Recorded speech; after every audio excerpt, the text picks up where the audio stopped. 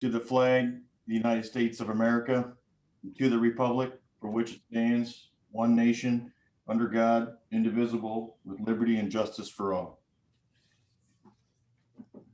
All right. Mr. Middlestat, can you please call the roll? Do the mic. Okay, Ms. Brookmeyer, I'm here in Chesterfield. thank you. Mr. Moses, Here in New Baltimore. Mr. Green, Oh, you know what? He was late. Hold on. I didn't give him. Mr. Green, Hold on. Sorry about that. I couldn't unmute. I am here and in New Baltimore as well. okay, thank you. Ms. Akaviti Anderson, Here, New Baltimore, Michigan. Giroux, Here, Chesterfield, Michigan. Mr. Middlestat of Baltimore, thank you. You forgot DeWitt. All right. I'm sorry, man. Mr. No, Witt, that's all right. DeWitt, Marie DeWitt, Chesterfield, Michigan. sorry, Marie. No, that's fine. All right, we're going to get started with our reconfirmation of the extended COVID-19 learning plan, and we'll turn it off to Mr. McDonald to give us a presentation or an update. Okay, thank you, President Giroux. I believe we've got a PowerPoint to share, and I'm going to walk us through. It's going to look really similar to last month's.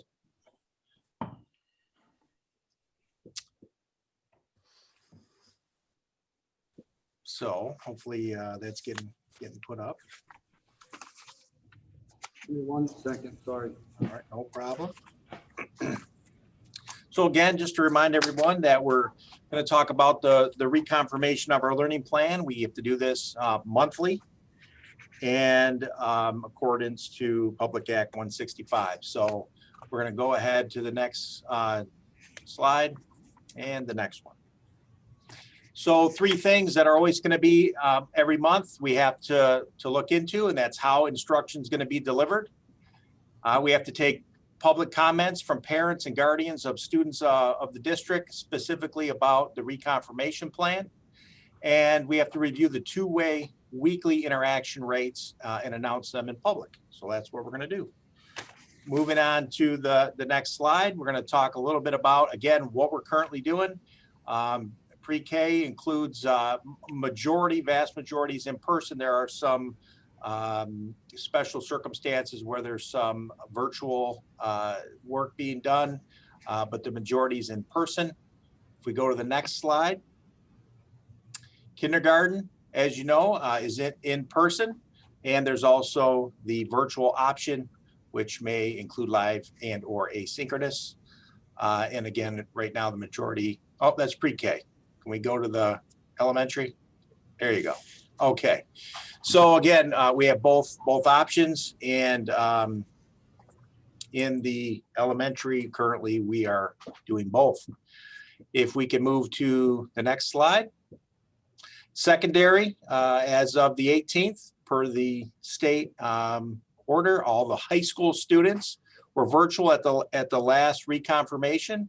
It was talked about that it would be till January 4th, and for that to be discussed again at this meeting. So then as of November 23rd, our middle school students are all virtual.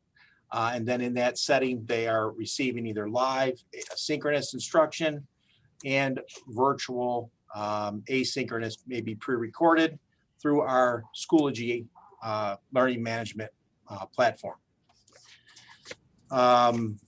We have some other levels of support where we're able to work with our ELL students, our self-contained classroom, special ed classrooms are coming in on a hybrid model, and any technology issues that we have or notified are being handled either in open Zooms with technology and instructional coaches or by appointment as needed.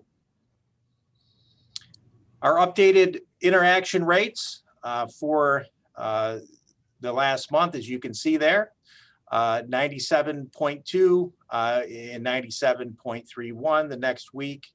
The week after we came back from, we had Thanksgiving in there and a snow day, and we had a little less opportunity to make those connections. So we're at 89.01.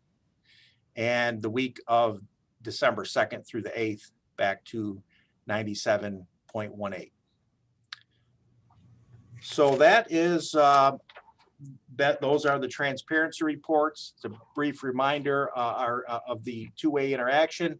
Reminder to anyone where the transparency and the COVID reporting can be found on the web page as it's, pertinent to how we're offering our instruction.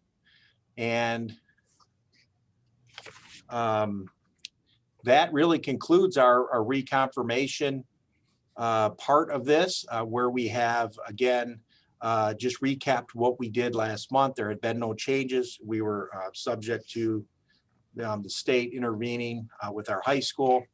And currently the secondary schools are scheduled to come back on January the 4th. And that concludes my part of this presentation. Okay. Now, under that, we would go into the public comments, but prior to that, was there any recommendation? I know we were going to bring back up the possibility of something after the holidays, and then also the exams. That was something that was. Yeah, and I do have information about the exams. If you would like to discuss this part first in terms of the reconfirmation, or if you would like me to share with the board the information that we compiled about midterm exams after talking with staff, and I could do that right now, or you could take the public comment and talk about the reconfirmation, either whatever I'm prepared to move on. Okay, we'll take the public comment.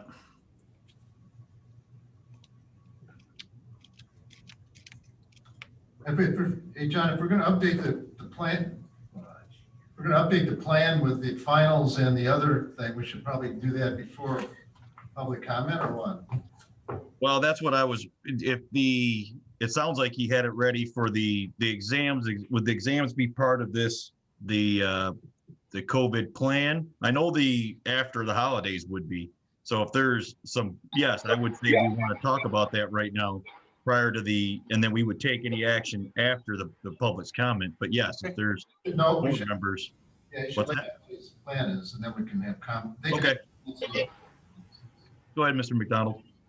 All right, I can share with you the process, and then I put together a couple slides on the exams topic that's been, talked about the last couple board meetings. I think we can get that one started, but just as we work through this process, it started actually a couple months ago in talking with principals and myself. As principals talked with their staff, and then actually we did a survey with the secondary staff about their exams. We did separate survey for the high school and for the two middle schools. And then after the survey, I met with an advisory committee of both high school teachers and of middle school teachers. And we discussed a number of things. We discussed the midterm exams. We discussed student engagement. We discussed professional development needs, and did a roundtable just to hear of anything that that group felt like we could take into consideration moving forward. So if we go to the next slide, I just have a couple slides of summary for you guys to consider. And the high school survey, 76 teachers responded, so that is pretty near all of them. And just they were real simple questions, and 57% of the teachers were in favor of giving exams. And then of that, 68% thought that the weight of the exam should be reduced. And the majority, which was again 68%, felt like reducing them in half would be appropriate. They talked about the importance of the exam and the educational process, things of that nature, recognized that that it would have to be adjusted. They felt like it should be adjusted. And I just kind of gave you what it would look like that if it was 10%, which is typically 20% of the semester grade, then the quarters would then obviously be 45% each, and the separate 10% for the exam. Again, currently it is 40, 40, and 20. On the next slide, I took that data information, I shared that data with the advisory committee of the high school teachers. And, after a discussion, to keep it real simple, it felt like exams should be given, that it could be it counted as if it's a benefit for the student. Otherwise, you could just roll it into a 50-50 quarter one, quarter two. We talked a little bit about if a student had already failed a quarter, that an exam might give them an opportunity to pass. So there's benefit, there could be a benefit to students, and they recognize that if the exam was a benefit, that would be definitely something that should count for them. The teachers made it real clear that regardless, the exams are going to have to be adjusted and maybe shortened, if you will, to reflect the materials that were covered this year. They're not as far along as they were last year at this point in time. So that would be a reduction of the exam, reduce the weighting. And then it was real clear that if there's we've worked really hard to have common exams, and that's a big reason why we're able to look at data and make adjustments, because so the thought process would be that we should definitely keep exams common, that if you're in a same course. So all the Algebra 1, all the biology, chemistry, et cetera, would be the same exam and the same process, or whatever they came up with it being the same process, so that it was even across the board. That was at the high school level. On the next slide, I just did 2 slides for each level. At the high school, we had 52 teachers respond to the survey, and proportionately to the size of the school, 29 at North, 23 at South. And 62% of that total of the 52 said that exams shouldn't be given this semester. And the majority of the teachers said that it should just be a chapter or unit test counted in quarter 2. On the next slide, I went into that data a little bit deeper with the committee. And basically it was just reiterated that it could be given at the end of a semester, like an end of the semester quarter test, the majority of the content being out of the quarter 2, that it might be appropriate for a few major concepts throughout the semester to be reviewed and included, especially in courses where, the information is essential for the next course in the sequence. But ultimately, exam grade be part of quarter 2, and the semester grades just be average 1 and 2, and be converted to a 12-point scale and average for a semester grade. And again, it was clear that course exams should be common and be treated the same way by each teacher in that same course. And I greatly appreciate the time of the staff that I met with, and to take the time for the survey. And there was a number of other ideas, but I was able to give you the summary of the survey and of the discussion I had with the advisory committees. Well, Joe, I think just so we're all on the same page, what we're saying is, for final exams, if they approve the student's grade, the student can opt to count it. If it doesn't, then it wouldn't count towards, hurting the student's grade. Correct? Correct. That was, yes. Yep. Okay. And that came out of the high school committee. Is that middle school also? Well, middle school felt like the exams, 62% said that it shouldn't be even a midterm exam. They thought even the even the mention of midterm exam might be undue stress, that it could just be a test within the quarter two. And they were in favor of not having midterm exams per se. Okay, so so you're saying the middle schools wouldn't do midterms, that's what you're saying? Yep, just to end a quarter, end a term, a test, because they're going to be wrapping up whatever unit they're teaching Right. at the end of that any time anyway. But again, the test wouldn't, if it hurt their grade, is it the same thing as the high school? Well, they thought it would just be a chapter test again, and it would be, the weight would be very, like very, not weighted like it normally would be, just like a normal test. And it would just be over mostly what they were just covering at the end of the term. Okay, So it wouldn't factor in per se into their, it would, but not as a standalone exam. So the high school, if it helps but doesn't hurt, you're still gonna weigh it 20%, or you're gonna, No, that was all part of it. During that discussion, it was still thought of as it being a less of a weight, and then it counted if it was to benefit a student. so why would you, if it hurts, if it helps you, it counts, if it doesn't help you, it doesn't count? Why wouldn't you just leave it at 20% then? I'm just trying to make it, my point is, even the middle school, from a parent standpoint or a student standpoint, it's a little complex. You said basically we keep the weighting factors the same. It's, if you do well, it counts. If it doesn't do, you don't do good, it doesn't count. That's pretty straightforward. Yep. I'm just trying to make sure that you got a lot of good information here, but what's the bottom line from a parent standpoint or from a student standpoint? So when the parent looks at this thing that you gave on the middle school, I have no idea how it impacts my kid's grade or what they're doing in social studies versus English versus reading, because it's a little bit, well, it's going to count as a chapter test, but then we're going to figure out what. No, and like I said, Steve, in middle school, it wouldn't be a standalone exam. It would, their recommendation again of the teacher survey, that it would be treated as a unit test, and it wouldn't, they would be fine with not giving midterm exams. Felt like they're not, so it's different at the middle school level, and it would be because they're still teaching.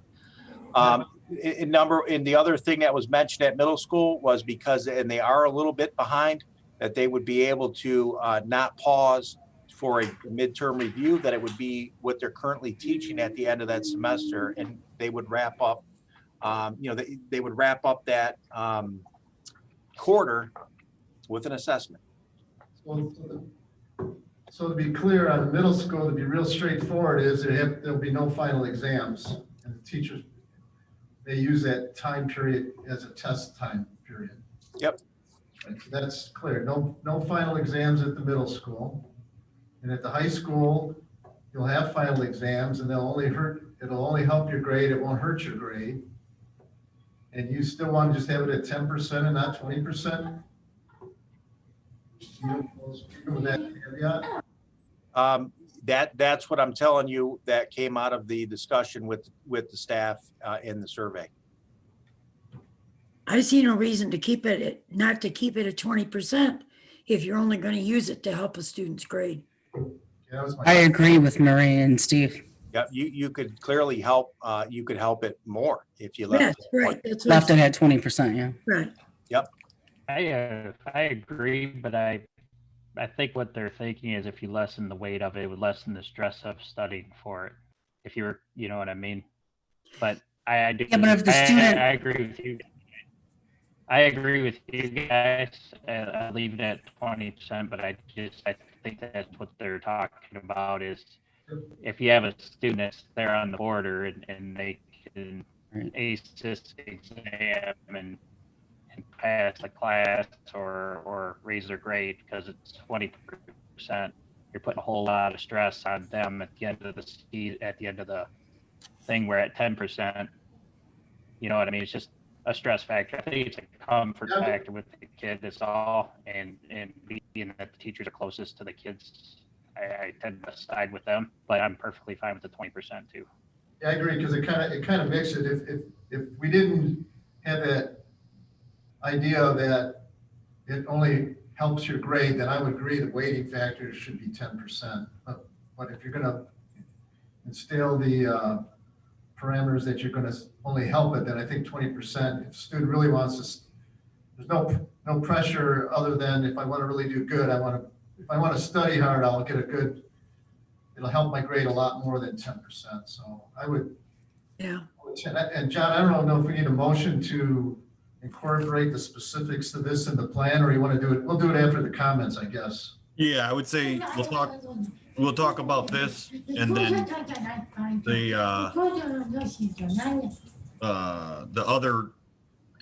after the holidays, and then we'll incorporate all that into the motion after the public has a chance to weigh in on it. Very good, thanks. Mr. McDonald, so I just want to make sure I get this straight. So if you're looking at a report card for a middle school student, first quarter will be 50%, second quarter will be 50%. There will not be an exam grade listed on the report card. The final exam for the semester will be whatever unit the teachers are wrapping up. There is no final. Right. It would be Correct. a test But the middle school is a little different, he said.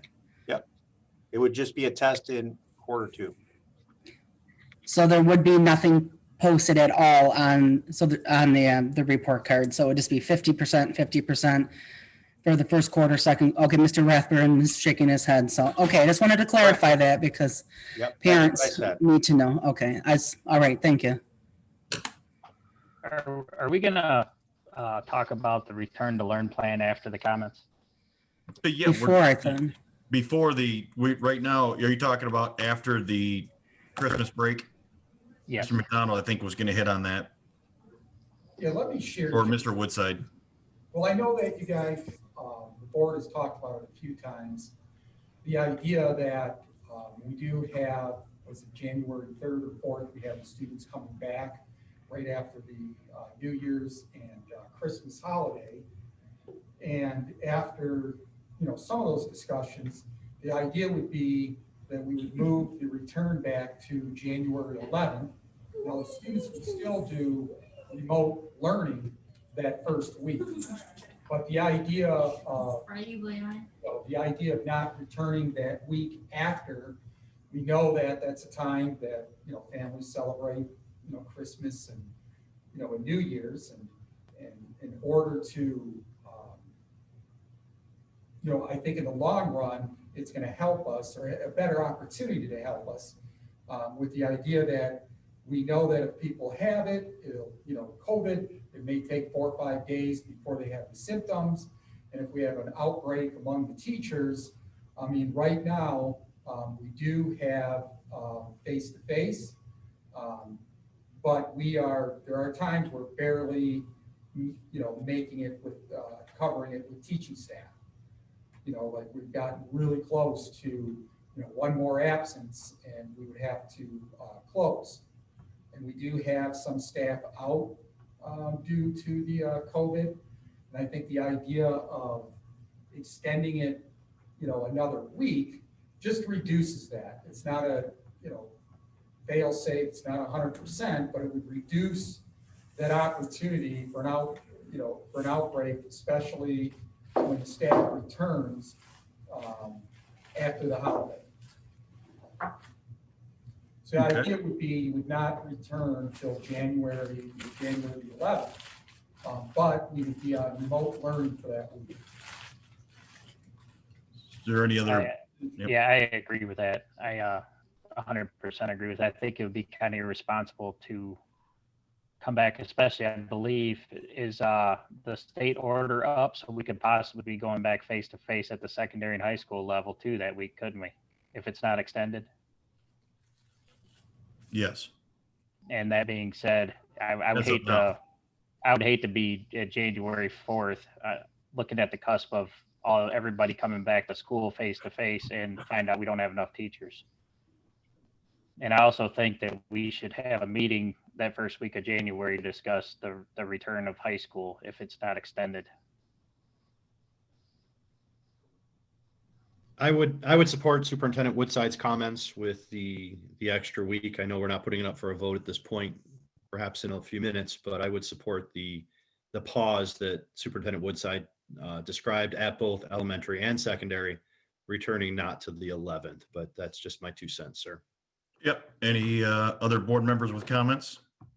I just want clarification. Mr. Woodside said that we would return from holiday break on January 11th and then go into remote. Is the remote week the week of January 11th? Or is he talking about coming back to school on January 4th and being remote that week? Yes. That's where I'm confused. Correct. January 4th, you'd be remote, and then January 11th, come back to in-person, to face-to-face. Because I know some districts did extend their holiday break past the January 4th deadline, especially considering how difficult it is for elementary school students to go into remote learning for just simply a week. Yeah, we did check, because we thought maybe Chippewa or Utica is what we were thinking, but I know Mr. McDonald did contact both of those schools. So they are, when the students come back, Janine, they are doing remote learning, is our understanding. Yeah, I would agree with the remote on the 4th, like everybody else seems like, and then back to face on the 11th. Is there any other board members want to weigh in before we? So you're gonna bring the face-to-face elementary students just in for a week and then back to face-to-face the following week? Elementary will be virtual for They'll one be week. virtual for a week. That's what I mean. Yes. I All right. support, I mean, I feel that's the safest for Yeah. all staff and students. Correct. I would agree. I would rather err on the side of being a little more cautious here. But we Yep. have 14 days that they're going to be off. And we don't know who's going to be quarantined at home or not. And I just feel out of respect for our staffs that we need to, and in the safety of our kids, we need to take whatever measures. And 1 week is not going to be. No, I think it's, and Mike, to your, Mr. Moses, I would agree that I think a lot of stuff's going to come out between now and the end of the year, and even that first week of next year. I'm sure we'll probably be meeting early in the year. I know I talked about a January 14th meeting, but I'm sure we'll be meeting prior to that. Ms. Birkmeyer, did you have any comments on this before we go to board? Okay. All right, we'll go to the public comments. You have a list there, Mr. Sizemore. You want me to go by the hands here? I have a list. There's Okay. there's a few here. Krista Ortega, let me search for her. Okay.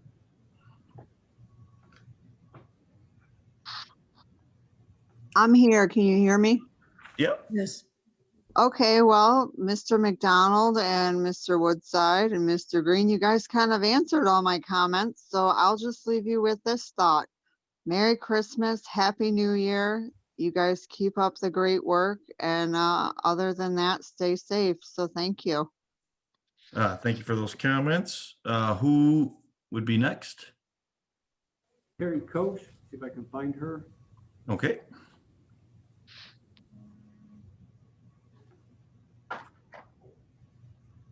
Okay, Is that for me? yes. Oh, yep. Okay. Do I have to respond to the part what you're talking about now, or I can say something else?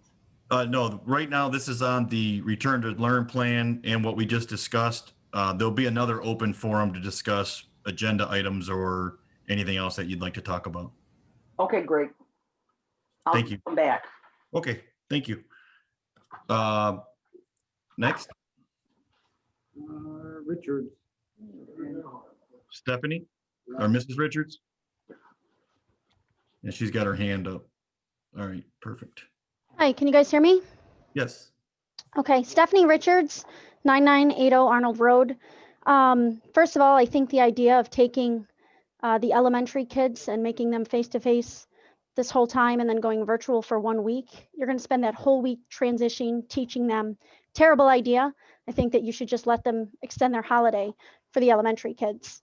That I just added in, and then some more stuff I wanted to bring up in regards to the return to learn plan. August 19th, you guys voted to postpone in-person school because the plan that we had was not ready and you could not get our students and staff in school safely.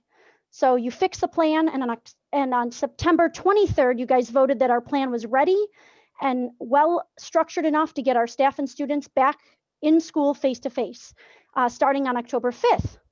On November 18th, a month and a half later, you guys voted that the elementary school plans were working and it was safe for them to stay face-to-face, but admitted that the middle and high school plan was not, and that we would have to go back to full-time virtual learning for middle and high schools starting November 23rd until January 4th. You've obviously extended that.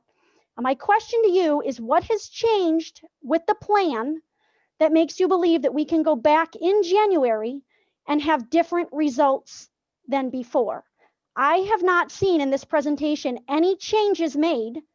If I miss them, please point them out. But the plan seems to be the same, so why would the results be any different?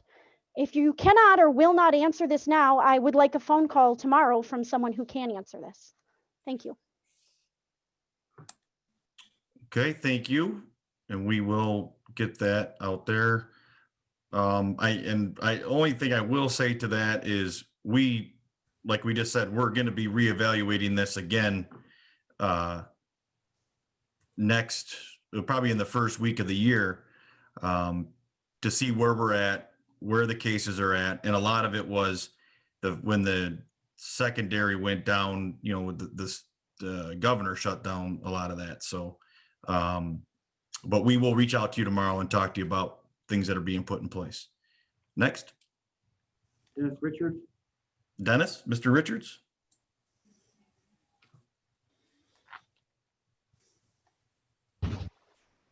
Dennis Richards, 9980 Arnold Road, Ira, Michigan. At the board meeting on November 18th, I asked the board to keep the superintendent and the central administration office accountable on a new return to learn roadmap. I have lost all confidence in the existing plan. This plan did not work the first time around, and we cannot expect it to work any differently when students and staff are able to return. Tonight, I'm asking for an update, or does the district plan on using the existing plan? Thank you.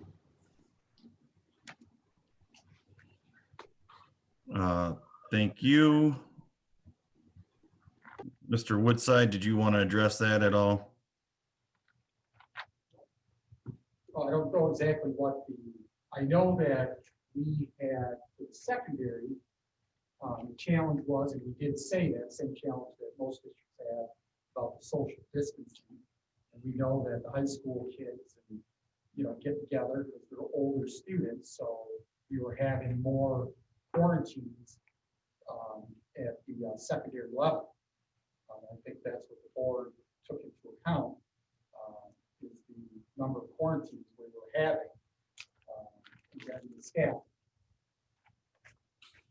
Okay. So we hope that when we come back, we do know there's certain areas where we're not going to be able to, social distance, classrooms, and the cafeteria, but it's the same challenge, all the districts in town have. All right. Next. Cheryl Stankus. Ms. Stankus. Good evening. Can you hear me? Yes. Hi, Cheryl Stankus, 37068 Fox Point, New Baltimore, Michigan. I just had a comment as far as keeping or bringing the students back in January. My kids need to be back in school. They really do. And I have middle schoolers and high schoolers, but I'm concerned about them coming back on January 11th, then having 2 weeks back in person, and then having some type of testing or exams. I would really advise you to consider keeping them virtual through the end of the semester, just for consistency. This back and forth is really hurting our students. 1 minute they're handing in hard copies to their teachers and they're back virtual and have to submit things virtually. I think the consistency of keeping them virtual until the end of the semester would benefit both teachers and students. And I definitely lean my children back in school. That's where they would learn best. But I seriously hope you consider possibly staying virtual through the end of the semester. And I know some of the stuff is not in your control, you know, if the governor keeps us virtual. And as far as exams, at the middle school level, it seems like they got it right. The stress on the students and the teachers, letting the teachers teach until the end of the semester instead of trying to teach for the exam. Just let them continue teaching. They're already behind, and let them do a test. I think that would take a lot of pressure off of the teachers and the students. That's all. Thank you. Thank you for your comments. Is it Mr. Powers? Mr. Yep. Sizemore? Yeah, am I there? Okay. Yep, there he is. Brian Powers, 51792 LaShan Drive, Chesterfield. I just, I want to point out, we heard many of the same things leading into Thanksgiving break. In fact, we were actually kind of being lectured by some members about how we know everybody's going to travel when they shouldn't for Thanksgiving, and we know people are going to congregate when they shouldn't, and there's going to be massive outbreaks when everybody comes back, and the numbers are probably worse than they actually are. And none of that ever materialized. It never materialized at all. Everything went well when we came back from Thanksgiving. And if you look at the actual numbers, I know we love to throw the whole data and science thing around when it works for our arguments, but if you look at the numbers that we're reporting ourselves on the district website over the last several weeks, almost every single positive case is accompanied with no exposures. So that is proof that the parents of this district are clearly taking this seriously. We're clearly looking out not only for the health and safety of our own children, but for everybody else's children and the staff and the teachers and everybody as well.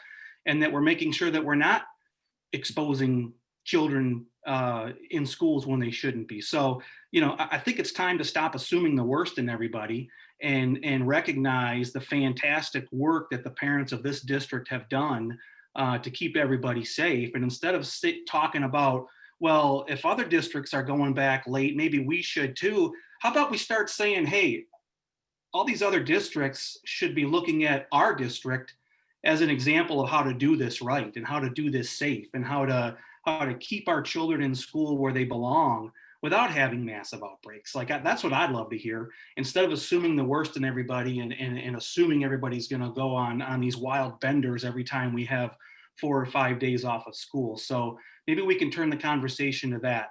And then secondly, just a quick question on the final and midterm exam presentation. Is that specific only to the COVID learning plan? Is that only is in place during this COVID learning plan that's not a part of the long-term curriculum? If I could just get some clarification on that. Thank you. Yes, on that, I'll, Mr. McDonald, can you address that real quick? Not real quick, but whatever it takes to answer it. Yeah, that discussion was specifically about these midterms that would occur this January. Perfect. All right. Miss Stewart, Miss Amanda Stewart. Yes, I'm here. I want to say that the one thing good that I've heard out of this whole topic since I hopped on, is that I do feel the necessity of the plan for the exams with the middle school students, because they, especially your 7th graders and even your 6th graders, because the 7th graders have only had one opportunity to really learn and to really focus and to learn how to study for an exam period. They've never been through exams. So I think that that's a really good idea for the middle schoolers. I get the high schoolers' frustrations too, because this is part of their grade. And if that is what they're going to do, is study, study, study to get their grade point average up, I completely agree. I'm having a hard time as I sit through each meeting, to hear that the parents and the kids aren't taking this seriously. I get off of work at 7 o'clock almost every night, and I come home and I hop on these meetings. I have pushed for things that we didn't see that would even happen in the future. And I'm glad that I use my time on Wednesday nights to come and sit on every meeting. But it really disturbs me that when we did not have a surge in cases back in September, that we wasted a whole month on virtual. And they lost a whole month of school on virtual. And now we're having a surge of cases, and now we're pushing the virtual out more and more and more. I work in a doctor's office. We've had people who come in and don't say anything about their, I have been very safe. Our kids, our family, many parents I've talked to, we're all staying very safe. And now it would be irresponsible to, and I'm using someone else's words, irresponsible to send these kids back on the 4th. Now, I have gone through this whole pandemic, starting in the doctor's office in July, have not gotten it. Our family has not gotten it. We've stayed safe. We've stayed home. We have done what we were supposed to do. And we have a government mandated education system that we are shutting down so people can go and travel. Each letter I have gotten has usually been from a staff exposure, not a child's exposure to a staff member. You just stated that it's usually because we don't have enough staff. Why is that? It's starting for me to think that was this like, I don't understand why it's so many of our staff members who are getting exposed when we have many, I'm sure there are many parents of these students who work in the medical care, and they're not bringing it home to their kids. And I guess the fact that we wasted a whole month in September for virtual, because whether we had a plan together or not, and now it seems irresponsible not to go back on the 4th, and now we're going to push virtual out even further. And then to go back, we're going to do virtual for a week, and then we're going to go back, and then, end of semester. It's just, I just don't understand why all of a sudden now we're being responsible, but yet we were irresponsible in September when we shouldn't have been virtual at all in September. And I guess when I keep hearing each meeting how irresponsible or how we're not taking this seriously, we have taken it serious. And I go to work and I be safe. I watch who I hang out with. In fact, we have a very small circle. We're not in group gatherings. We're not doing those things. So if we're in a national pandemic where we got to close government mandated education for this, why is anybody still talking about travel?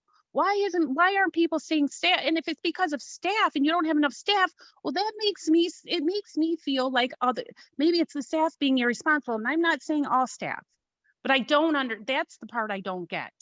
And I guess it's very frustrating as a parent, both for my elementary student and for my middle school student, to listen to this week after week after week after week. I have been on every single meeting hearing the same thing. And I guess I don't understand where the irresponsibility is coming into play. Let's keep our kids safe. Let's keep our staff safe. Well, to me, it doesn't sound like it's the kids. And I don't know. I'm getting frustrated every time I hear it. And to hear I'm not taking this seriously, I think y'all know I take my children's education very seriously. And I never want to hear that in a meeting from a board member again, because it's not just me, it's to every parent out there who has fought for every child out there for what they need. And we're all going to work, and we're all getting people to help us with making sure they're on school. And I'm driving, I don't drive myself, so I'm Ubering my child up to the school and making sure that he has a ride to come home. I have put every effort into his education and my youngest's education, but yet we're not the ones taking it seriously. And it's very offensive, very, very offensive.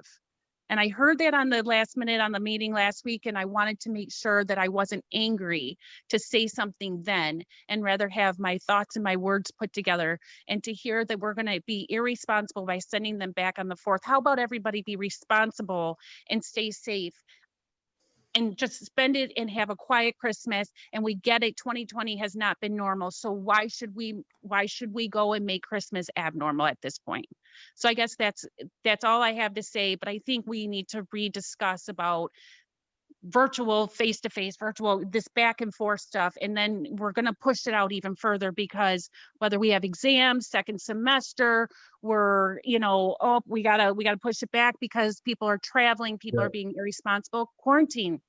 You do your thing, but don't shut down the school. Go home and quarantine if you decide to travel. All right, thank you for your, thanks for your comments.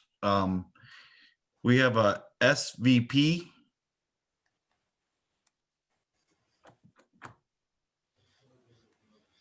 Hi, I just wanted to touch base about the extra week off after break. I don't think the numbers warrant the extra week off. Our at the elementary school level, the numbers have been pretty low from what has been reported, and those kids are already really behind. I honestly believe it will be a wasted week doing it virtually.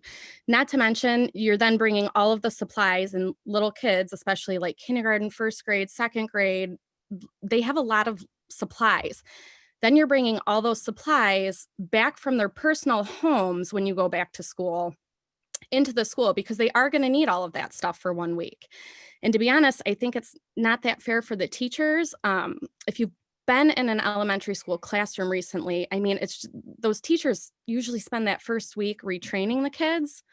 And I just, it's putting them an extra week behind, in my opinion. So I would like for you guys to maybe reconsider it at the elementary school level. I just don't think our numbers warrant it, especially since after Thanksgiving, we didn't have the spike in cases. I mean, our district has been doing a good job. I think you guys have really good precautions in place at the elementary school level, and they're working. We don't have the high numbers at that level. So I would like you to maybe reconsider that for the elementary school. Thank you. Thank you for your comments. Miss Hunter, Deborah Hunter.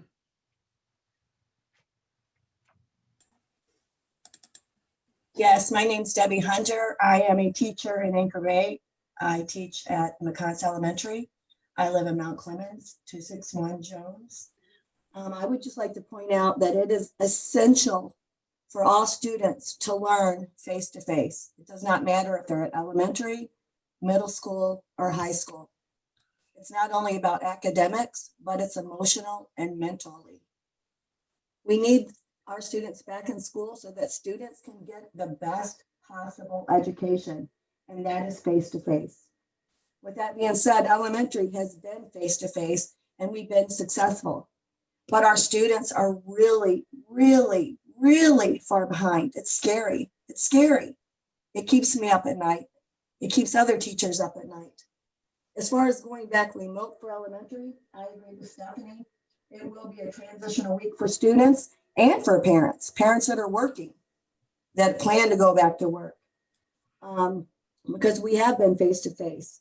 There will not be a lot of deeper level learning during that week. We can pretend, we can put it down on paper that we did it, but there's just not going to be a deep level of learning. It's going to be transitional. Students are going to be learning how to go back to remote.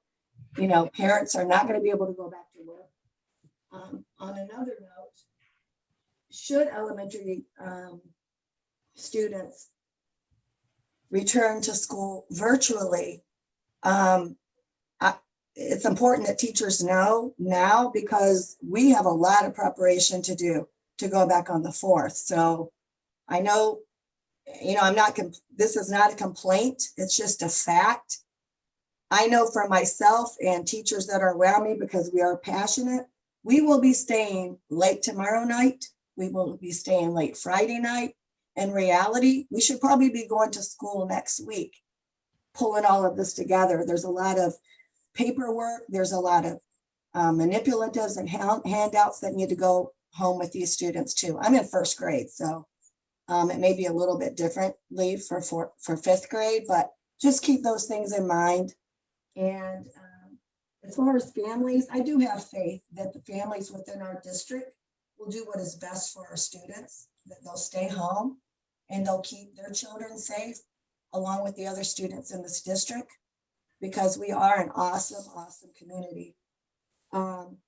I vote to go back on the 4th, and I know that you will make the right decision. I know I don't know all the behind scenes of all of the conversations, but I just wanted to put my comments out there. Thank you. Have a Merry Christmas. Thank you very much for your comments, and you too. Mr. Kappa?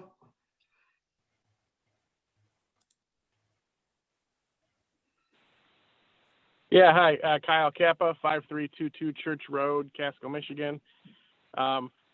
Just a few comments here. You've said in the past that it's several board members have said that you'd want to do everything you can to get these kids back in school, everything you can. It's important to get them back into school. You want to do everything you can. So the elementary school, you're not having any problems right now. There's no reason to change it. It's going really well. The kids are already behind elementary school, but they're catching up. They're doing good. Don't mess with it. Keep it going good. Keep doing what you're doing. Don't change a thing. I can't speak for high school, but middle school, I know my daughter has been remote, and it's not going well. As hard as she tries, as hard as the teachers try, as hard as the parents try, it's not going well. It's a daily disaster just to keep everybody moving and sane and happy, and it's just not working. We have a lot of great teachers at Middle School South that are trying so hard. It's very obvious that they're trying their hardest. And despite what they're doing, it's limited. It's limited to the education level that you can get. So I really want to encourage you to do what you can, like you said you would, to get those kids back into school. And before this, you voted to go virtual. One of the biggest reasons you made that decision was because of staffing reasons. You acknowledge that we just don't have the staff. The staff is getting exposed. The staff is getting quarantined. We're reset now. Everything is reset. All that staff should be home and safe and healthy. So let's do what we can, bring them back to school. If we got to do another reset, then so be it. But let's keep them in school as much as possible for as long as possible. But, my hunch is, based on the science and data that's happening right now, that we won't have to do another reset. I think it's going to be fine. Everything's looking good. Everything's changing, progressing. We've learned some lessons. My hunch is that it's going to be fine. If you don't want to follow hunch, follow the data trends, I think it's going to be fine. On that same note, if you decide we still need to stay virtual, I mentioned this before, and I want to mention it again. I think these teachers need to be in the classroom teaching synchronous. The last time I complained about this, and I voiced my concern, the very next day, we had my daughter's science teacher leave for vacation the week of Thanksgiving. So instead of getting a in-person lecture those 2 days before Thanksgiving, the teacher went on vacation. She flew out of state, and she also got COVID on that trip. So your best efforts to save her and keep her safe didn't do anything, because she still got COVID. Kids' education lacked, And besides that, we're having daily issues with technology. Teachers not teaching from home, or teachers teaching from home are having connection issues with internet. It happens to all of us. It happens to me when I work from home. If you get these teachers back in the classroom, you won't have those connection issues. They're going to be safe. They're going to be social distance. So that's just something. If you got to stay in person, if we got to stay virtual, make the teachers come back to the classroom, teach in person, take away some of the issues that we're having already. That's it. Thanks. Thank you for your comments. I'm not seeing any more hands. Mr. Sizemore, do you have anybody over there? You're not? Okay. Mr. Chairman, then I would like to break up, Yes. make one motion about the finals and then about the return. So first motion I'd like to make is for 2021 school year, that the exams at the high school weighting value will not change 20%, but the finals can only help your grade, not hurt the grade. And at the middle school, that we would have no exams, and the staff could utilize that time for chapter tests or whatever they feel necessary. All right. Motion by Mr. Middlestad. Is there a second? I'll second that. Seconded by Mr. Moses. Is there any discussion on the motion? Just wanted to point out that I specifically said 2021 school year because I think we should give the parents and the students upfront that this is going to hold fast for the full school year as long as the back to school plan is in process. So I don't want to have to go through all this decision process again back in April and May. I think it should be just want to make sure everybody's clear on my motion that I meant it to be both final exams, first term and second term. Okay. I guess, any Mr. Green? No, I'm good, John. All right, Mr. Moses, I'm good. The Ms. Berkmeyer, only question I had, just to clarify on the middle school level, I know we're saying the motion says no exams. It's, teacher discretion to have possibly. uh-oh, Oh, she froze. she froze. Regular test. Okay.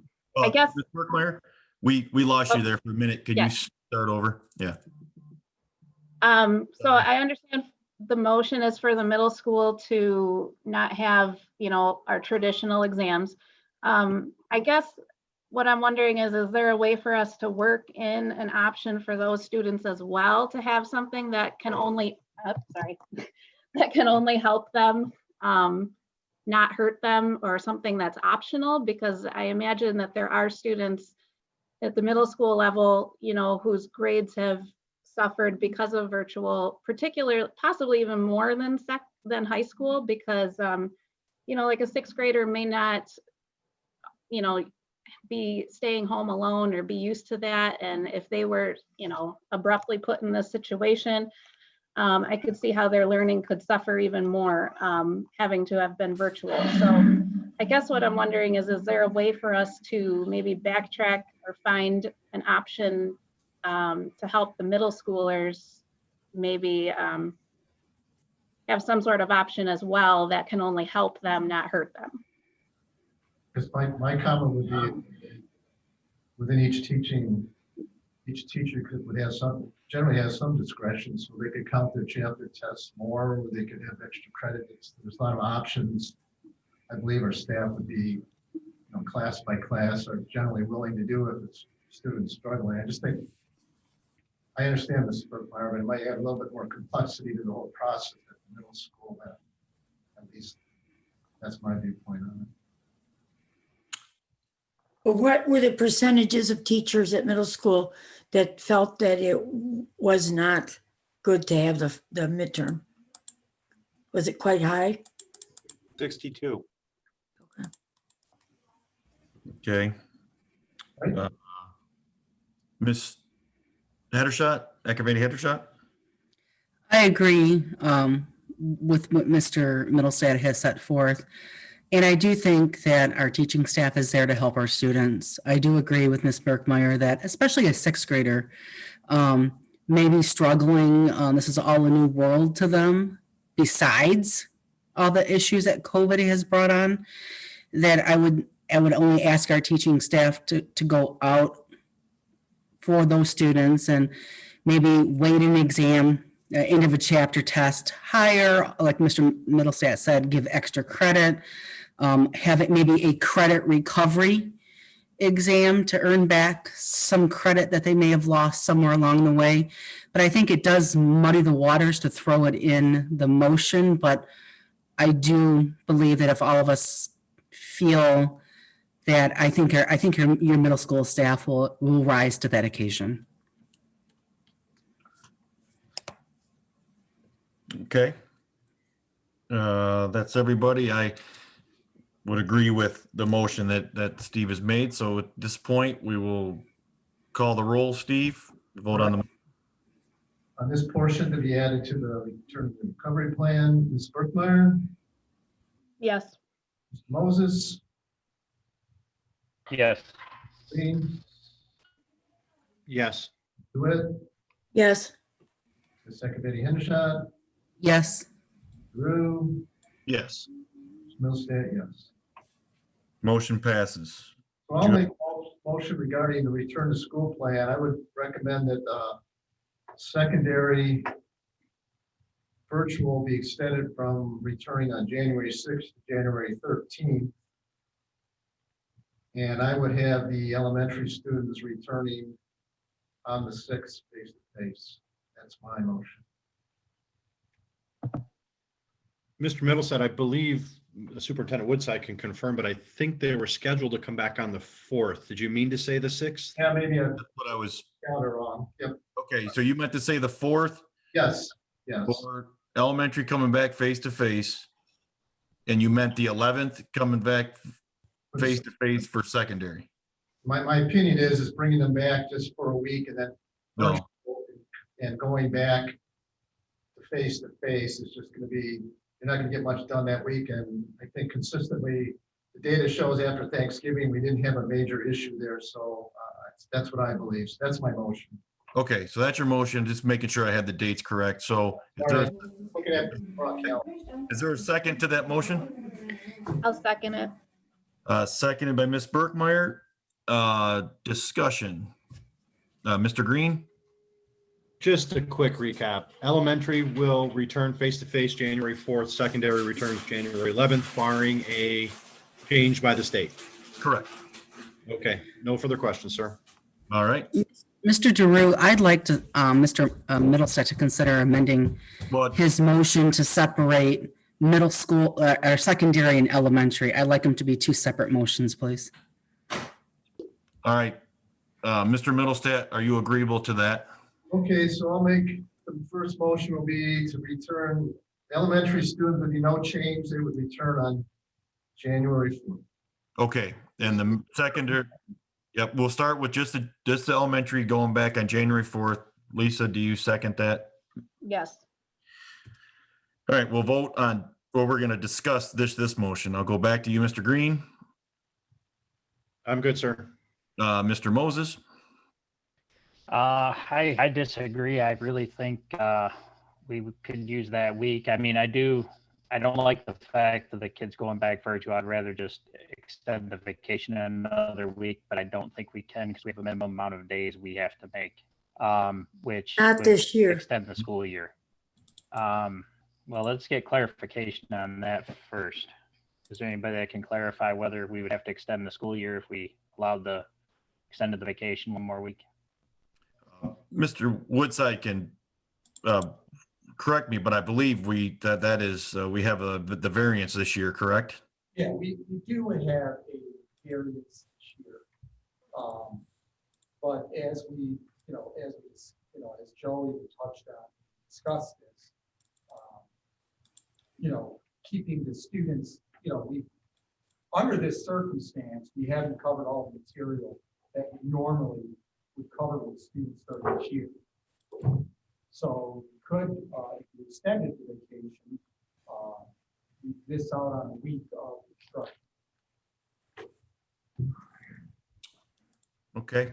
Can I get one more thing answered? Yes, How Mr. Mo- close were we to having to shut down because of staff?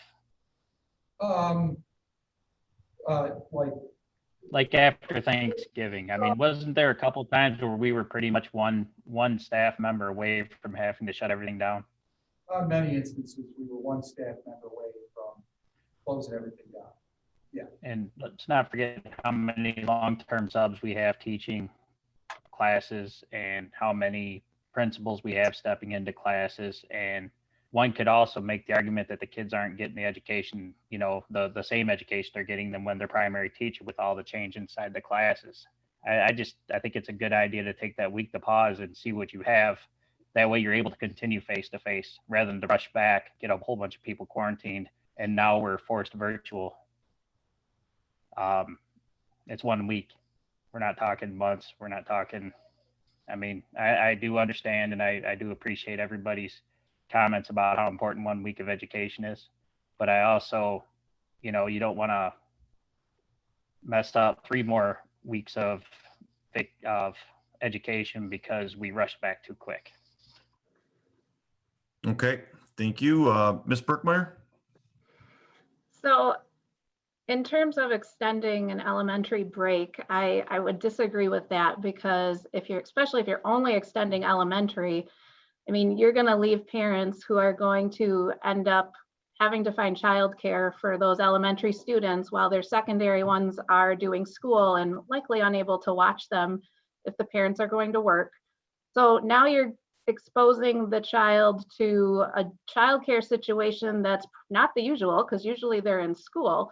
So your exposure risk is vastly increasing at that week with the young kids. So I don't think that's a solution. I just want to throw something out there. It would be extended for everybody, not just elementary. Okay. Yeah, you're 100% correct. We're only discussing elementary right now. That's the only reason why but yes, you're 100% correct. There's no way you could extend the elementary without, and I apologize for interrupting. I just wanted to let you know that I agree with you 150%. No, that's fine. But my other comment in extending everybody is you're still going to be in the same situation, whether you come back. Yes, I understand that New Year's Eve is a couple days before January 4th. Again, you're going to put people in childcare situations and outside of their normal realm of what they do. So you're going to expose students to, new situations, new people that you wouldn't normally have done. I don't agree with that. And I do agree with how far behind I've heard from numerous teachers that particularly a lot of the elementary students are, not due to anybody's fault, but just, the circumstances of the situation from the spring. These teachers are trying to bring these kids up and make do with what they have. And I do think every week counts. Additionally, I think at the elementary level, we have more opportunity to, if you had to, whether it be for, Mr. Woodside, do it for a building or for all elementary, if you had to institute a pause for a building or for all elementary level and go virtual, you can do that, but we're not held to the same constraint with the semester end that we are with secondary, where final exams or tests or, whatever the situation is, and classes changing at the semester change. So again, like a parent suggested, I personally feel that we should be rolling even when we look at secondary and bringing them back at some point, we should be rolling and instituting, a pause as needed to, get a reset of staff, provide a break, whatever it may be, but, be actively looking to bring students back as much as we can. Thank you, Lisa. Ms. Birkmeyer, Ms. DeWitt? Well, from the beginning, I have felt that extending those 2 breaks would be the best way to go. And I still think I feel that way. I understand the disruption of learning. If it is perceived that going remote for a week is going to be that much of a change for the kids, then I would be in agreement that we just extend vacation the week. But, there certainly are a lot of decisions here that we have to make, that there are a lot of unknowns. I know that Fraser voted to go back middle school and elementary for 8 days between Thanksgiving and Christmas. And now everything has blown up in that district. So that's a cause for concern for me. And that was just today, it was published that they've had quite a break out there, and they're blaming the Thanksgiving break for that. So I still think that for me, it would be the decision, extend the break or have the kids go remote in the elementary level for a week, because I'm not willing to take that chance, I guess.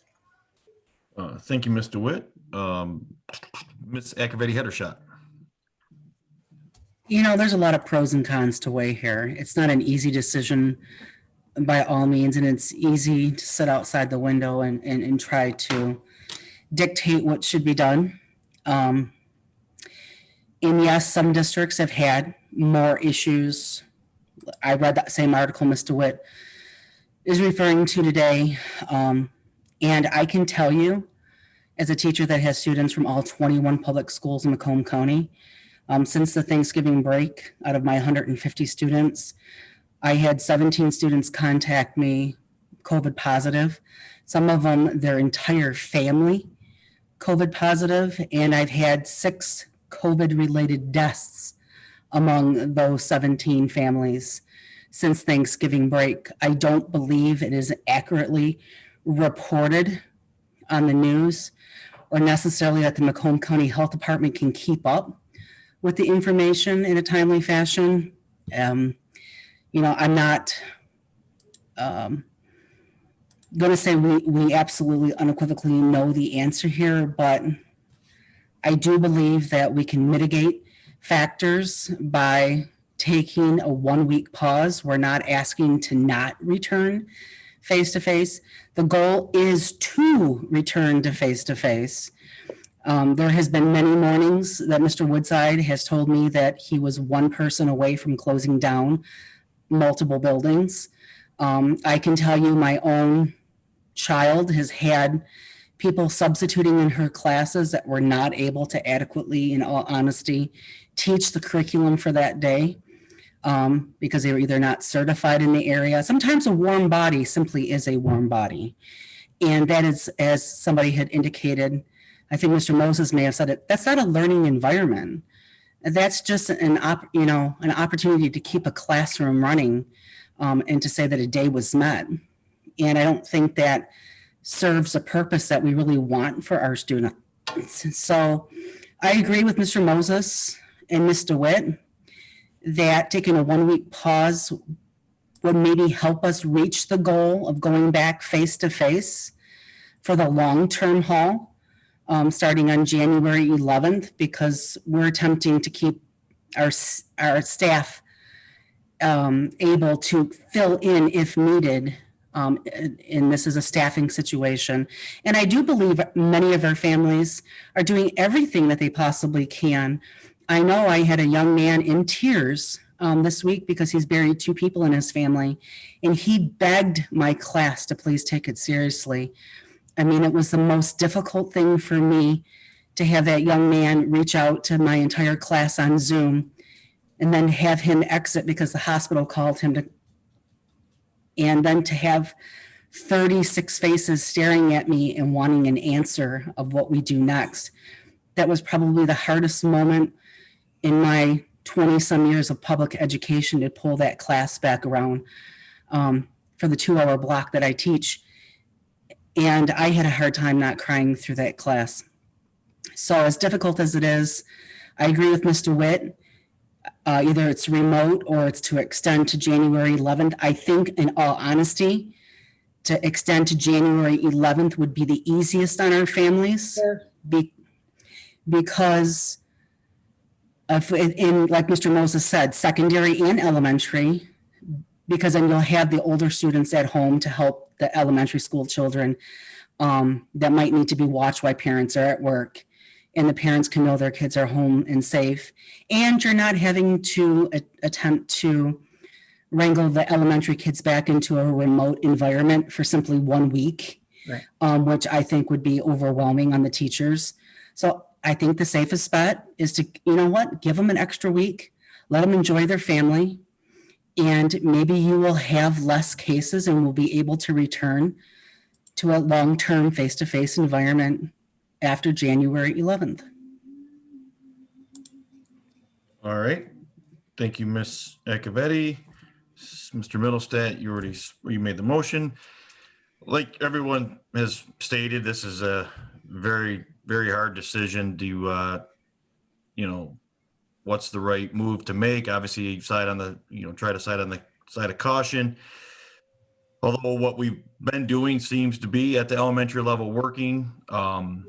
And we have gone back and forth quite a bit on this board, and to come back, I guess, looking at the mechanics of how you come back to elementary for 1 week of online when they haven't been online, telling the teachers on December 16th that's what we're going to do, and then come back for a week, and then the next week they're in person. I just don't know if that's the answer, and especially with the way that this stuff does work.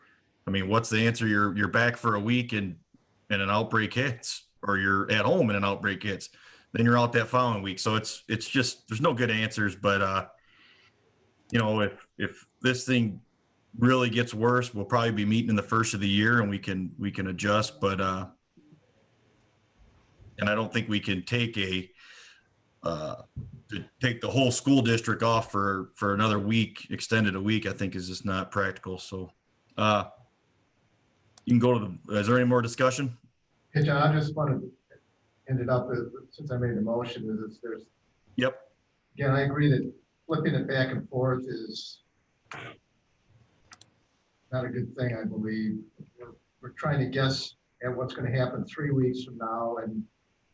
And while we may think his kid's staying home for that week, got working parents out there also that will have to scramble that week. And again, looking for childcare or whatever. So I really believe that if there were issues come Friday before we come back, that we've got lots of teachers out, we can't start school like any other snow day or whatever, we would have to call school off. But I hate to predict that we need to have school off on virtual, estimating what will happen in 3 weeks. So that's my final comment. So.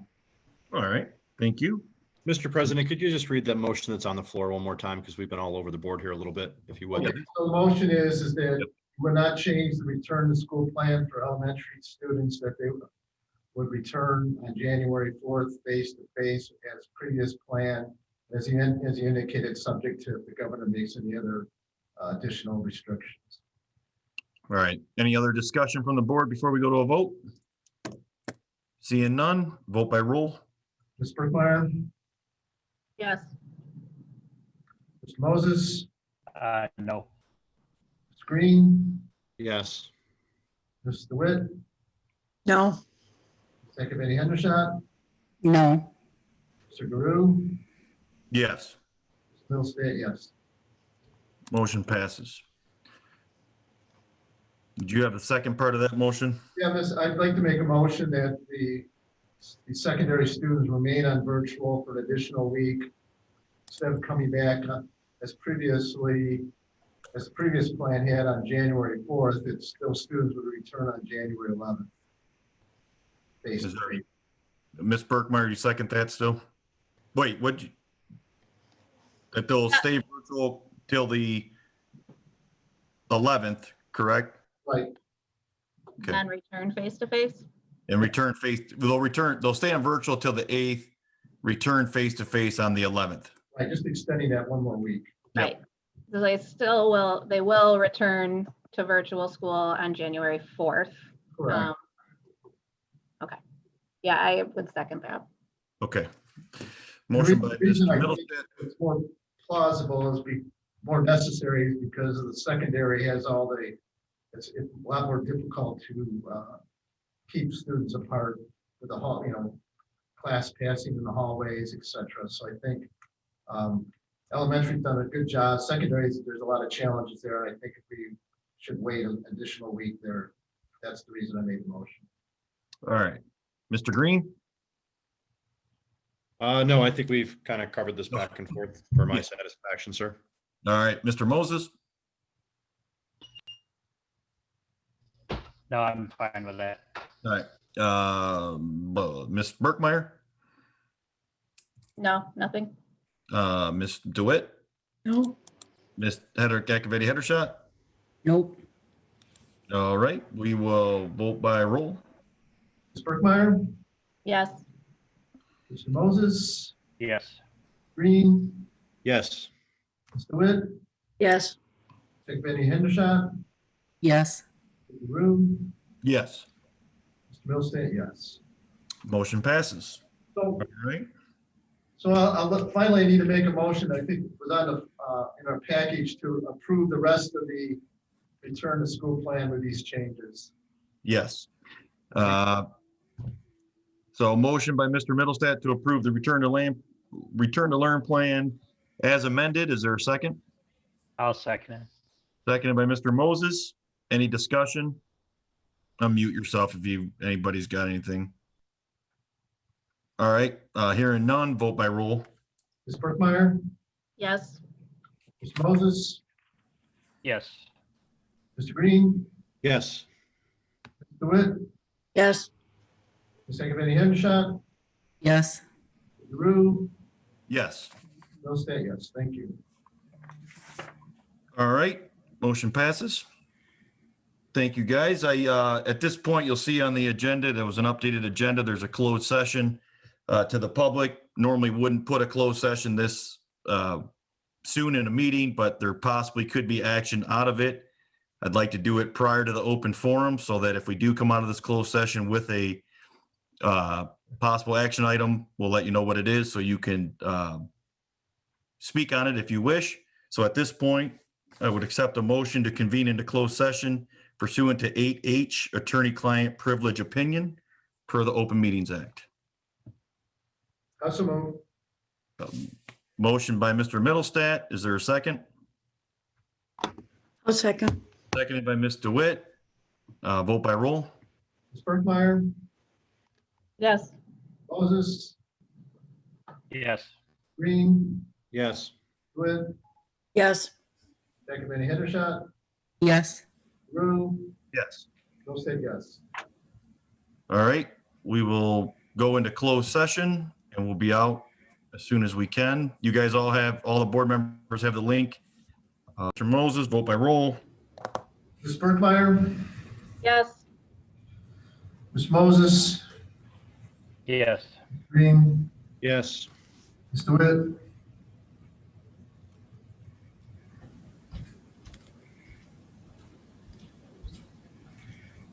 we'll move on to Akabedi Hendershot. I wasn't present for the motion, so I need it reread, please. Okay, well, please come back from executive session, sorry. Okay, fine. Yes. Mr. Drew. Mr. Drew, Oh, yes, sorry. Mr. Mills said yes. Ms. DeWitt, I see you're on there, but she's still muted. Shake your head. Yes? Oh, I'll ask, oh, there we go. Ms. DeWitt.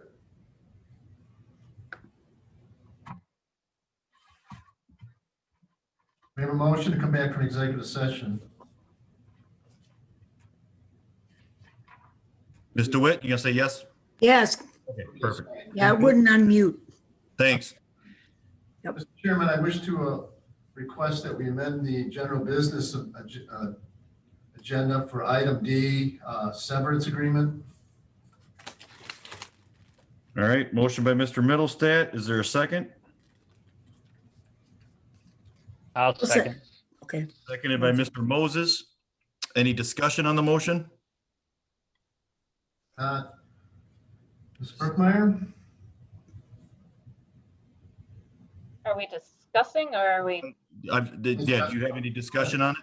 this is just to add it to the agenda, right? Correct. yes. No. No discuss, okay. Anybody else, first off, anybody else have any discussion on the motion to add it to the agenda? Okay, vote by roll. Ms. Berkmeyer, Yes. Mr. Moses, Yes. Mr. Green, Yes. DeWitt, Yes. Akabedi Hendershot, Yes. Drew, Yes. Mr. Mills said yes. Okay. So that'll be added to the agenda, and just so, before we go into open forum, we're not hiding anything. I know it's out there in the public. It's a superintendent severance package we'll be talking about later in the meeting.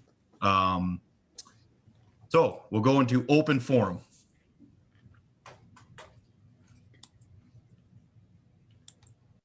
Mr. Sizemore?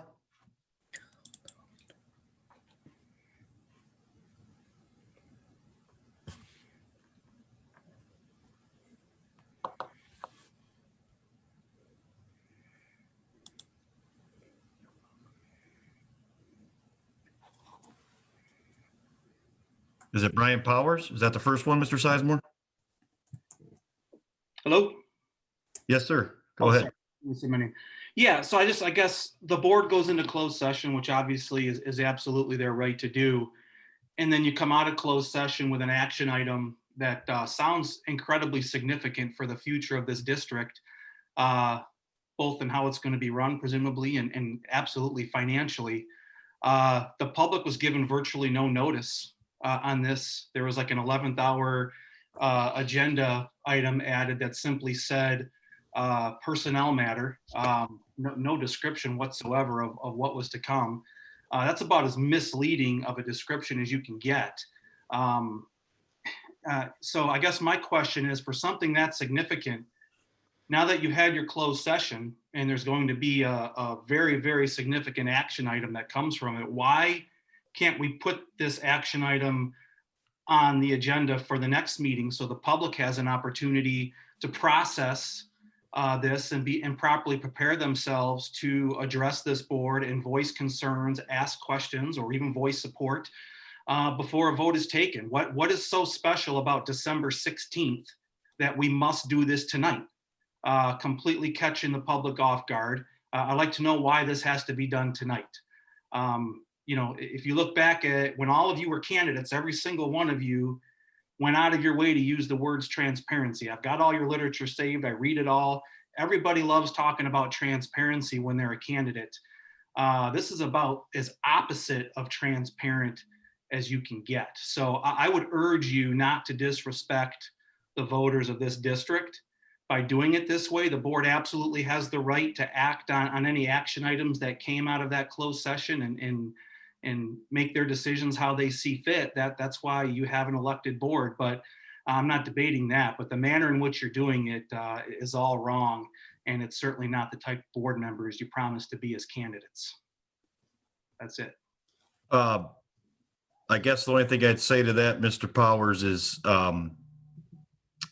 as board president, you know, I initiated it, and I'll go over it when it comes to that. I initiated the conversation when I'm allowed to do that, but nothing is can be put, you know, it takes the board to do anything, and the board to obviously pass that.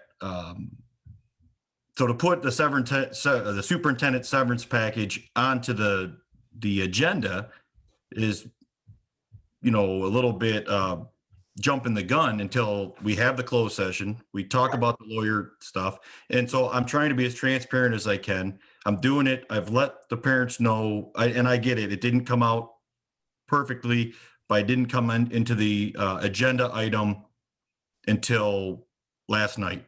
Right. So my question is simple then. So, and I don't disagree with any of that. So now that you've had your closed session, and now that it's going to be an action item, what is so special about December 16th that we can't put it on a future agenda so the public and the voters have the opportunity to understand? Mr. Powers, I was going to answer your question. So the deal is tonight, we are all elected board members to the constituents of the school district, correct? And this is a business meeting that we hold in public, that we will vote on this tonight. It will be discussed tonight. There will be another public forum at the end of this meeting to talk about it. Maybe it gets postponed. Maybe it gets passed. Maybe it fails. Maybe I can't dictate what's going to happen. And we'll talk about it. It'll be a discussion. But I'm not trying to hide nothing, not trying to not be transparent. I'm not trying to do any of those things. Trying to make a responsible decision for the district and for the parents of this district and the students of this district. And we'll get into that underneath this agenda item. And I think you'll understand. And if you might not, but that's what we take as elected leaders. We make the decisions we think are best. And we bear the consequences of what comes with it. Who's next? Mr. Sizemore?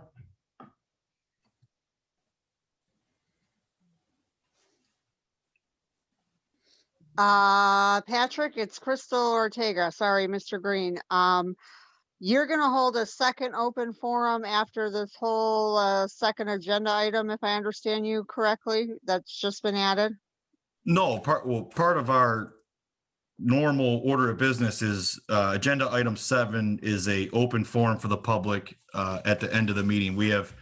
I instituted that when I was board president last time. It was 2 different areas for the public to speak on anything they'd like to speak on. Right, but because you have amended the agenda with the severance issue with the superintendent, didn't you just say you're gonna have an open discussion about that after that is discussed? Or did I misunderstand you? I think you might have misunderstood me. We're gonna have the discussion on that. We'll have a vote or not a vote, whatever. And then when we get to the open forum, you'll have a chance to talk on what the board did tonight on anything, but Okay, then I think I'll reserve my comments till after you have that discussion because that has taken me a little bit by surprise. If that's okay with you? yeah, thank you. Okay, thank you. All right. Next, Joe Koch, Mr. Koch. Hi, can you hear me? Yep. Okay. Michelle Koch, 29106 Bay Point Drive. Not only am I a teacher for the district, I'm also a parent in the district. I just want some clarification with what you discussed before you went into closed session. So for, because I have a high school student, I just want clarification.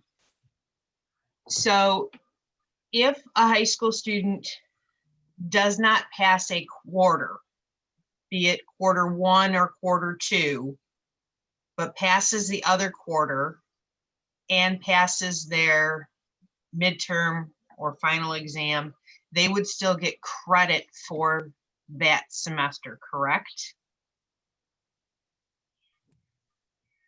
Mr. McDonald? Well, if I understand what Michelle's asking, that would then be the scenario where that exam would help the student. So So yes, they would So, pass if they basically pass. they have to pass 2 out of the 3 things is what you're telling us, right? To at least receive credit. I'm not saying like they're going for a 4-point GPA, but to at least receive their credit and not fall behind credit wise. Depends on the grade.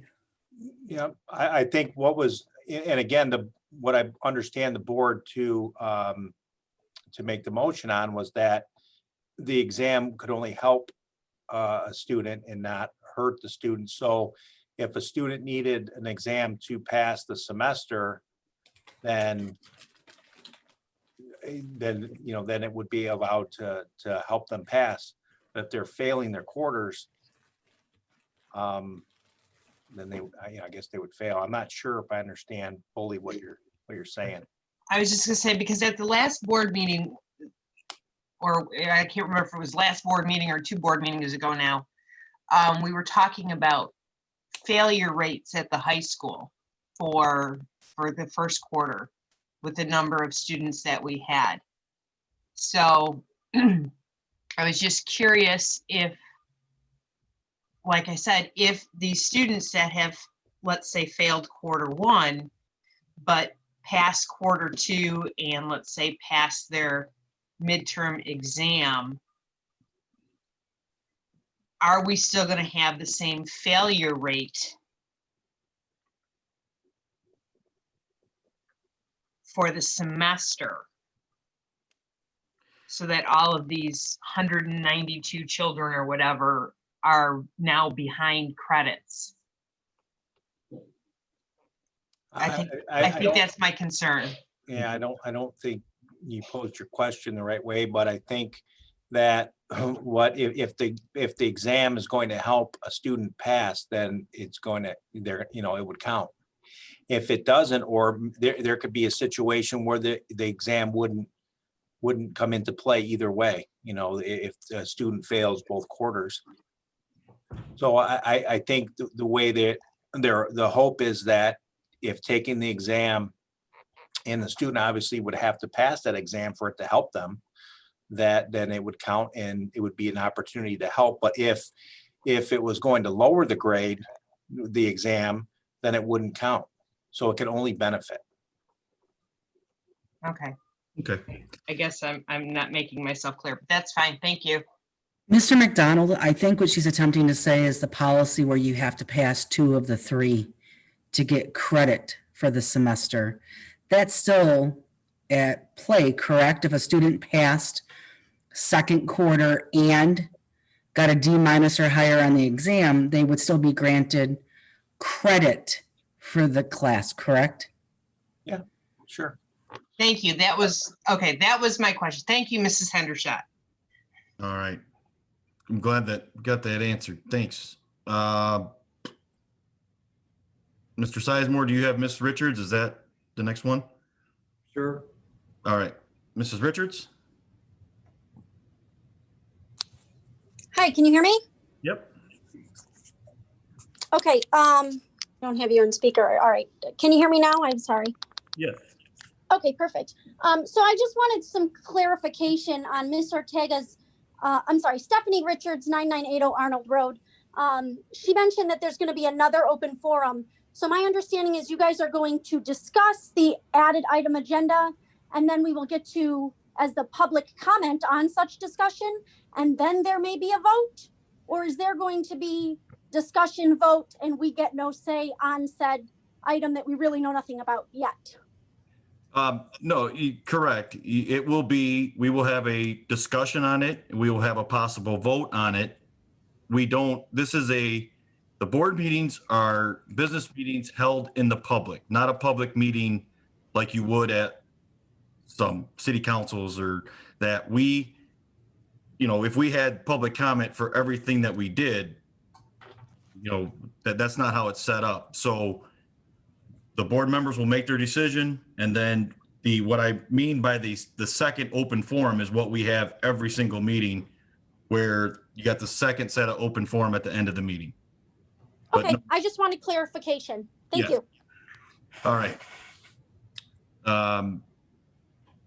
Mrs. Gay Allen?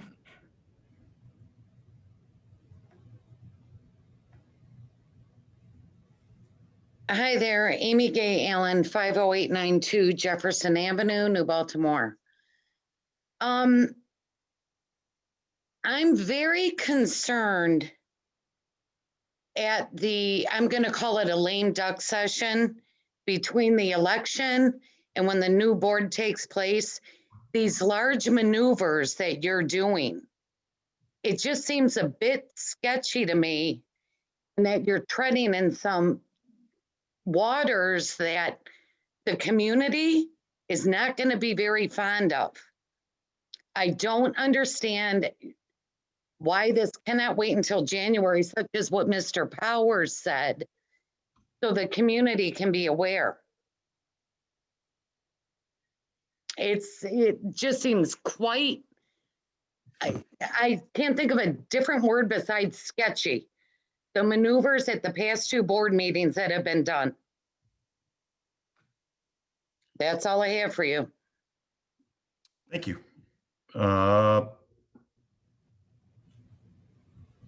Is it Mr. Bemis? Paul Bemis?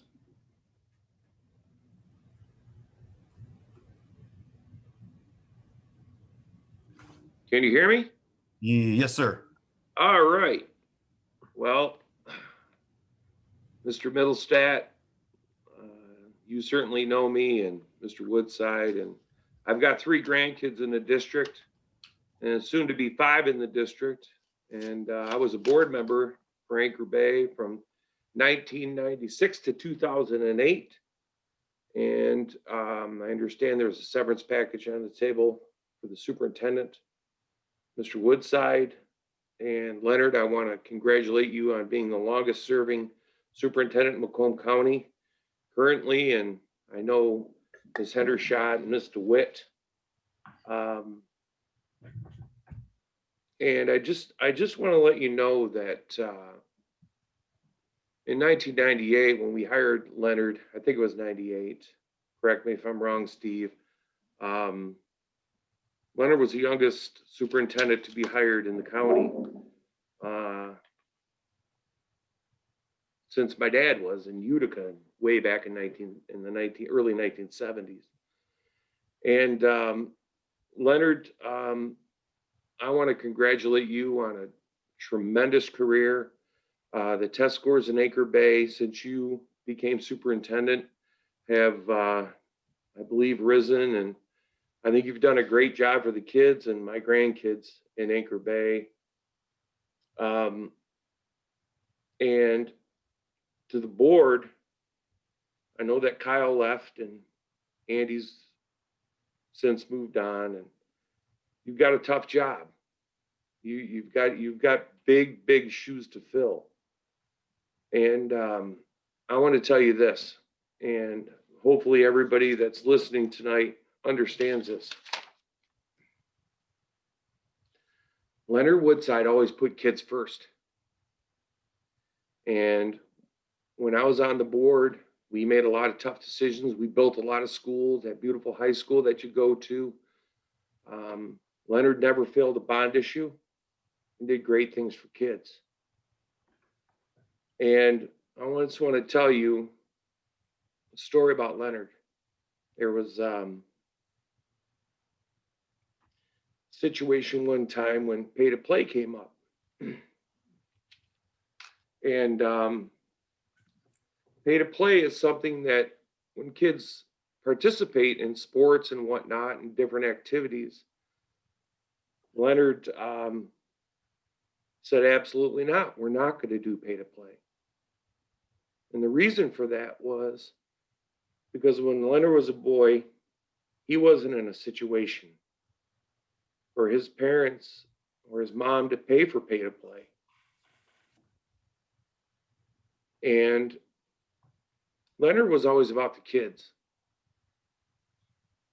So I just want you board members, you guys, all you board members, I know it's a tough job. Just keep that in mind. When you go to hire someone, those are big shoes to fill because Leonard always cared about the kids. And Marie DeWitt, I was on the board, I think, when we hired you as a principal, and Steve, I can't say enough nice things about you and what you did for the kids and helped me grow as a board member over my 12 years. But you've got a tough road ahead of you. So I just want to make you all aware that Leonard Woodside, I've worked with hundreds of superintendents throughout my career in the state of Michigan and what I do. And Leonard, you're truly one of the best. And I commend you for everything that you've done and commend you for being a good man and doing good things for the district. Thank you. Have a Merry Christmas, everybody. Yep. Thank you for your comments. Is it Ms. Ortega?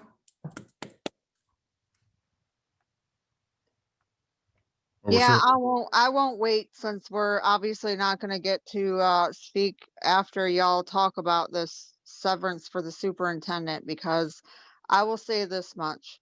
Leonard Woodside has got to be one of the most respected superintendents in this county. And I have spoken to the Macomb County MISD superintendent many times, including the state of Michigan superintendent. And it would be a travesty in this district to lose him. He is by far the most compassionate man in this district and in this county. And for the board to even consider removing him, unless of course this is his own free will and his own choice, would be absurd. He has stood up for every child in this district through his entire career.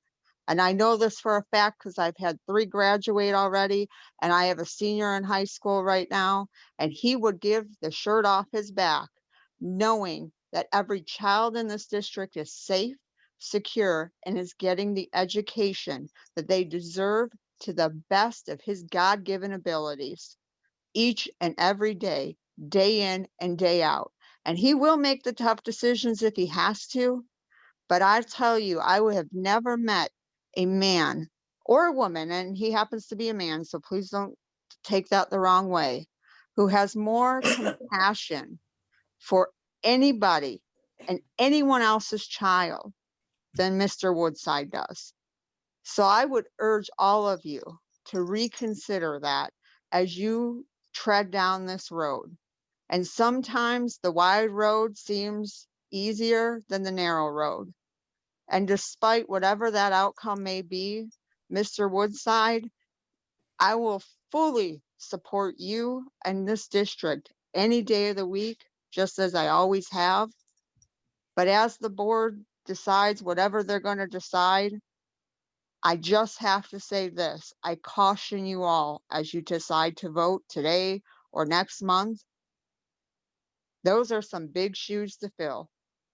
And I think he's done a very fantastic job. And I don't think you will find too many people that would disagree with that. And to do this in the middle of a school year is probably the wrong move. And I'll leave it at that, because if I say anything else, we're going to be here till 2 a.m. So Mr. Green, take that into consideration as you all begin this process for whatever your reasons are. And I'm sure you'll share them later.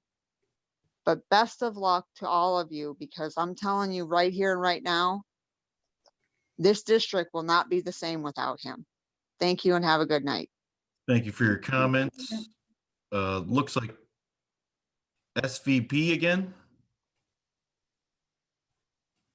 Not again, but just Hi, I'm trying to wrap my brain around this. Okay. I have sat through the past, I don't know how many meetings, and I have listened to Mr. DeRue say how wonderful he is, Mr. Woodside is. I sat here just now and listened to parents, old board members say how wonderful he is. I'm trying to wrap my brain around what on earth would make anybody think that it's a good idea to give a severance package right now in the middle of a pandemic when we have 3 new board members coming on in January. I mean, this is just a lot of change for the district. Adding this on, this additional change on, I don't understand what exactly about it would be good for the district. I mean, you sit here and say how experienced he is. I mean, he's the most experienced superintendent in Macomb County, I believe I've heard you say. We're in the middle of the pandemic. Don't we need his expertise right now? Probably more than ever. I mean, if you want to do a severance package, do it at the end of the year. I just don't understand. We're in the middle of a school year. We're having all of these meetings. What on earth would make any of you think that this is a good idea for the students of this district? I mean, because that's what you all say that you're here for, the students. I'm telling you, this is not good for any student. Thank you. Thank you for your comments. Mr. Kappa?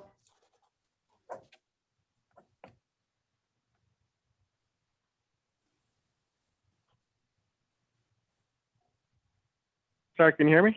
Yes, sir. Hello? Okay, sorry about that. Anyway, sorry. Like most of the other parents talking here, I'm really caught off guard by this agenda item that you just put on.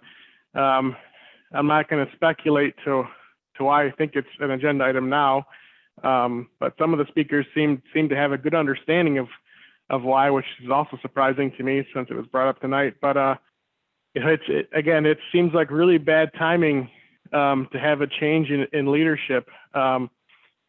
Like the last speaker said, we're in the middle of a pandemic. We've got all kinds of things going on. You have a new board coming in, like someone else mentioned, this would be kind of like a lame duck decision that seems extremely significant. The timing seems really bad. I would encourage you to, table this discussion if it can be. I'm not going to speculate on the details and the timing of it, unless of course Mr. Woodside is resigning. I can't speculate why this would be done at this point in time. So like other callers have said, I would encourage you to table this, let the public swallow it, let it sink in, let the board members swallow it, let it sink in, let your new board members swallow it, let it sink in. It just seems really, really poor timing, and I can't even imagine why you would do it at this time. So hopefully that's explained in the coming minutes here, but either way, I don't see any reason why you'd want to vote on it tonight. So just think about that, take your time with your decision. All right. Thanks. For your comments. Is that Mrs. Coach again? It's the last hand up. Did you? Hi, how are you? Good. How you doing? Okay. Pretty good. My name's Terry Kosh and I live at 52156 Thomas Lane.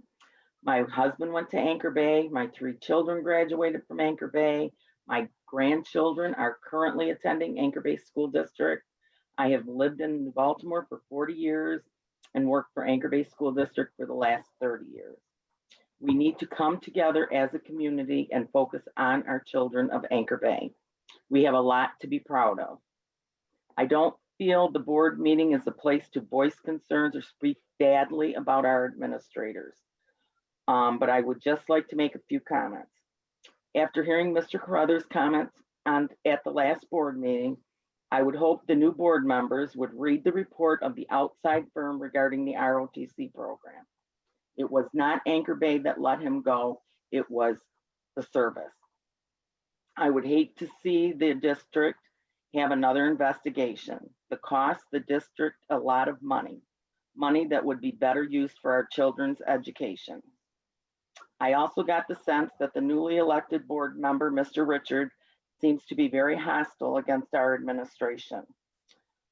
Mr. Richards and Mr. Carruthers both live by each other. They're friends, they're neighbors. Again, I feel our focus should be on our children's education and not targeting Anchor Bay administration. Lastly, we preach to our children not to bully, yet several people would come up and threaten voting differently if board members didn't vote the way they felt they should vote.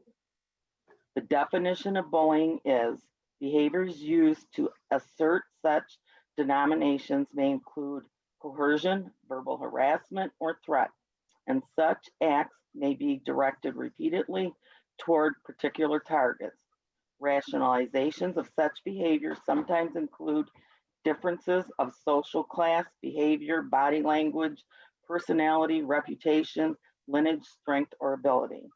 We need to come together as a community and focus on our children of Anchor Bay. Let's give them the education they deserve and stop throwing stones. Anchor Bay has a lot of things to be proud of. Take a long look at our test scores. That says a lot. Thank you. All right. Thank you for your comments. I don't see any other hands up. All right. Seeing none, we will go into general business with bills payable with Robin. Ms. Randazzo. Hi, good evening. The board has been presented with the bills payable summary and the detail for the month of November. A summary sheet was provided by fund and the supporting detail check register. It was previously included for your review. November's total expenditures were $1,075,000. If the board has any questions, I would be happy to answer those at this time. Any questions from the board on the bills? All right. Is there a motion to accept the bills payable for November 2020 as presented? I'll make the motion. Motion by Ms. Hedershot. Is there a second? I'll second.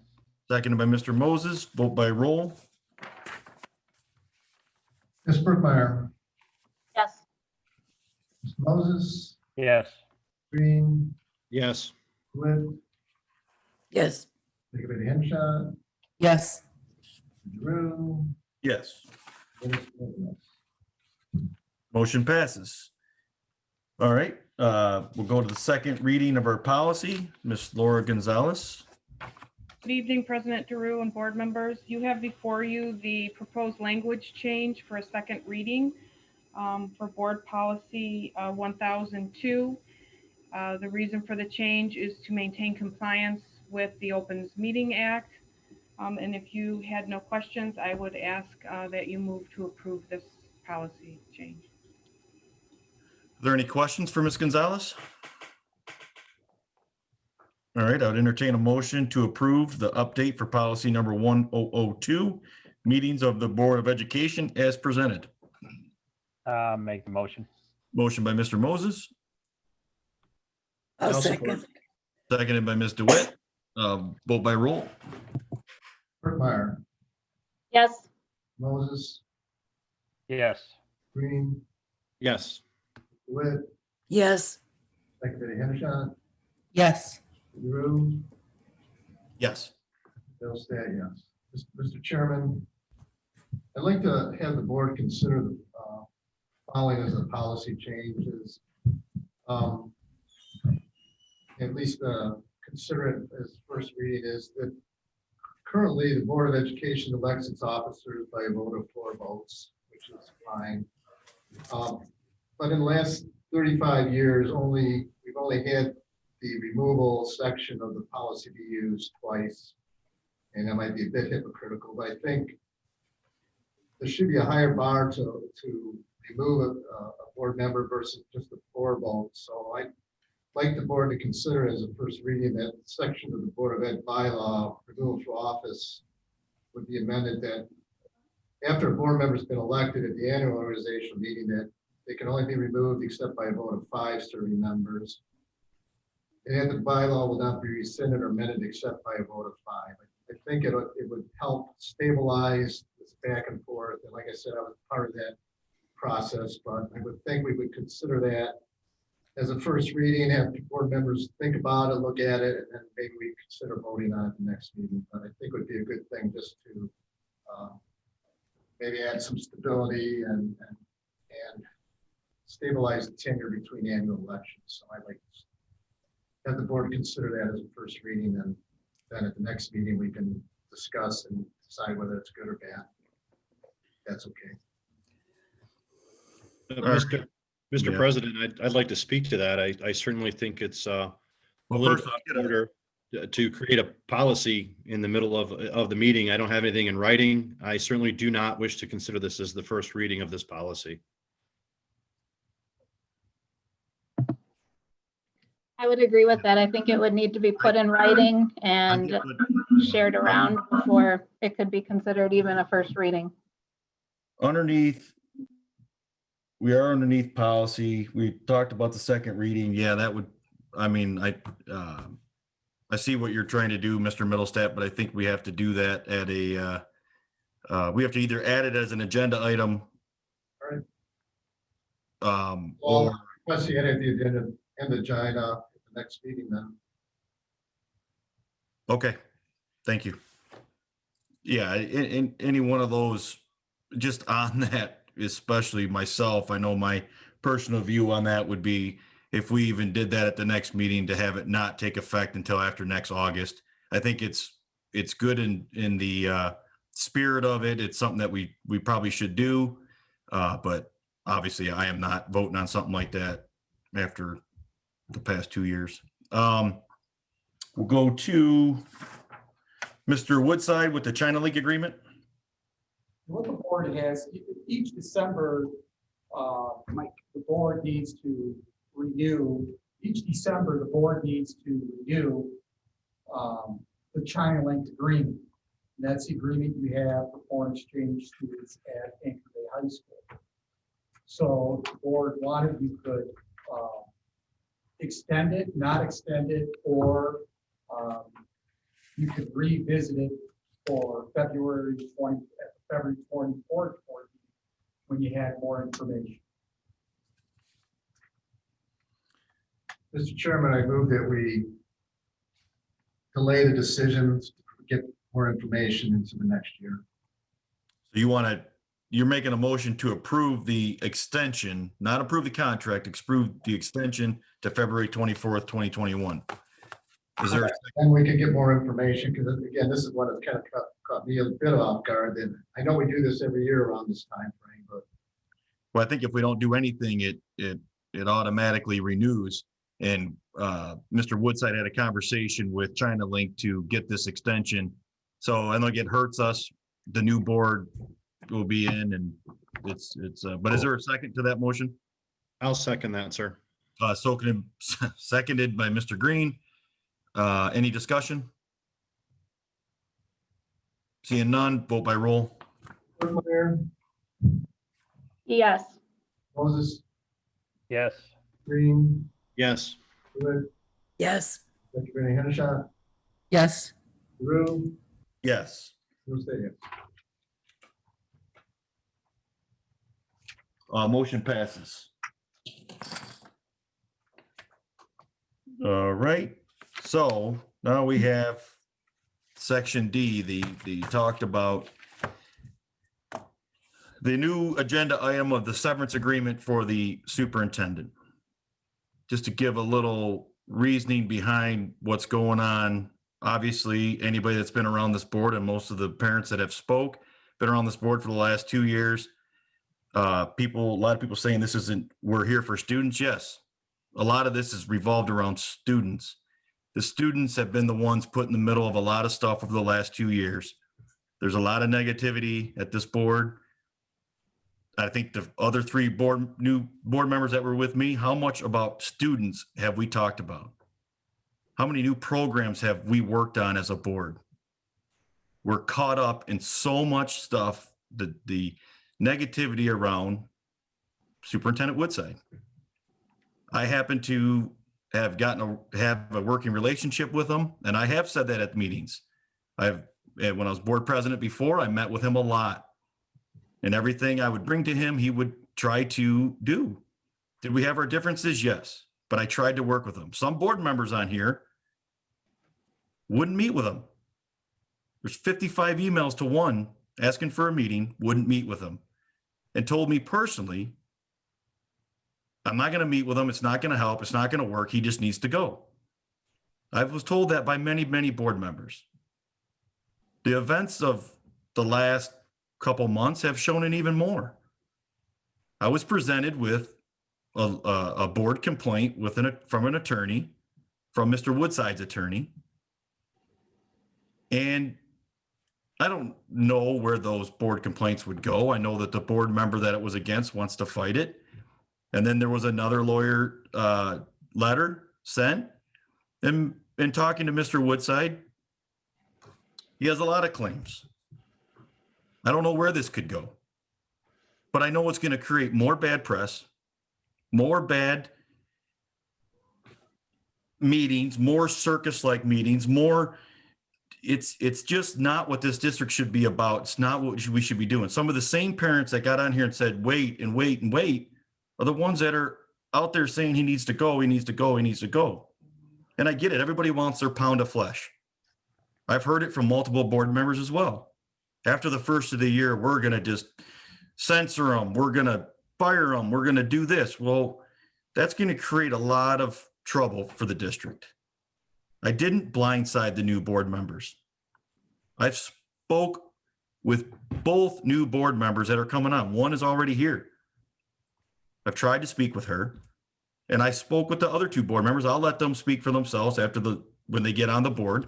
One was for it when I floated the idea prior to even addressing the superintendent. And one thought that he was misunderstood and that he needed to do better of getting out what he's doing, but yet understood the negativity and all the stuff that the students and parents get put in the middle. I don't think that this should come as a surprise to anybody. So after getting these attorney complaints, after talking to the superintendent and the alleged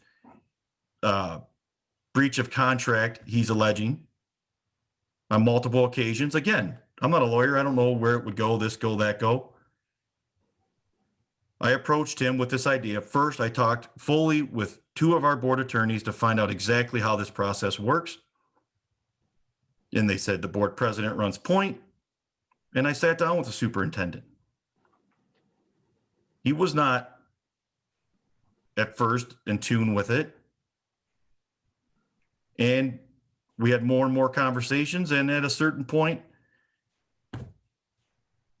we got to where maybe that he saw that that's the best for the students of Anchor Bay. He was worried about the students of Anchor Bay. If his being here is going to create this much animosity, this much with this board, with the new board, maybe it's time. He's got a 4.5-year contract with us. I think the last board president would admit that he went to him and asked him what his exit strategy was. Told him he was going to censor him. How of a working relationship is that going to be? If I'm wrong, Mr. Green, you can address it. But what I'm saying is I think everybody on this board would agree, what we've been doing lately hasn't been working. We need a fresh start. So this isn't a golden parachute. This isn't a behind closed doors. We have to talk about this in the open session. The public will be able to see exactly what we're giving them. I researched board or superintendent buyouts as much as I could, what's reasonable, what's just. Yes, we have some finance problems, but we're offering a buyout to all of our teachers of $80,000 right now to lower the cost by going down to, new teachers coming in. That effectively saves you money. So we ended up with a deal, and it'll be put out here, around a 1-year buyout. He's got 4.5 years left on his contract. We agreed to 1 year of paid out over the next year. So not one lump sum, just like we were normally paying them. We put in an interim, and we go out for a superintendent search. It'll be cost neutral at the end of it. If we obviously, Mr. Rathbun would have to be, we'd have to talk with him tomorrow morning if this goes through. But so that's the backstory. That's why we're doing this. It's for the students. It's so that I want to get to where we're talking about student programs. I've been talking with Mr. Woodside for 1.5 years about building houses, about a welding program. Met with Todd Kuzmano and Sherry Kenward to do this. But every time we're getting somewhere, and it just, all this stuff takes up so much, consumes so much of our time, that I thought that as board president, obviously sticking my neck out there. Obviously, this is going to be an issue in the district. This is a hot button issue. But I personally believe this is the best thing for the district to move forward and to have a new day, and to where after the first of the year, whatever happens, the 7 board members, because one of the new board members said to me, made a great point.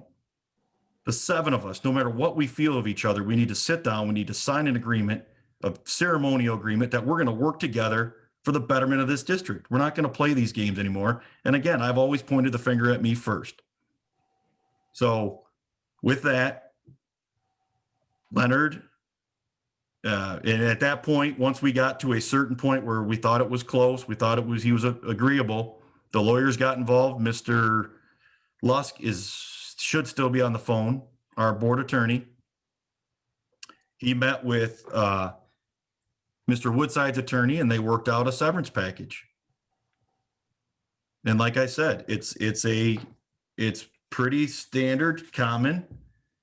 A 1 year, actually, there's some that are more. Some states will actually have laws that you can only give out a year. He's not exactly happy with everything that we pushed to, but we had to be fiscally responsible. We're fiduciaries of the public's money. That's what I kept singular at focus. And when you see the agreement, you're going to see 200 days of sick time being paid out. That makes up a big portion of this. It has to be in there because he's going.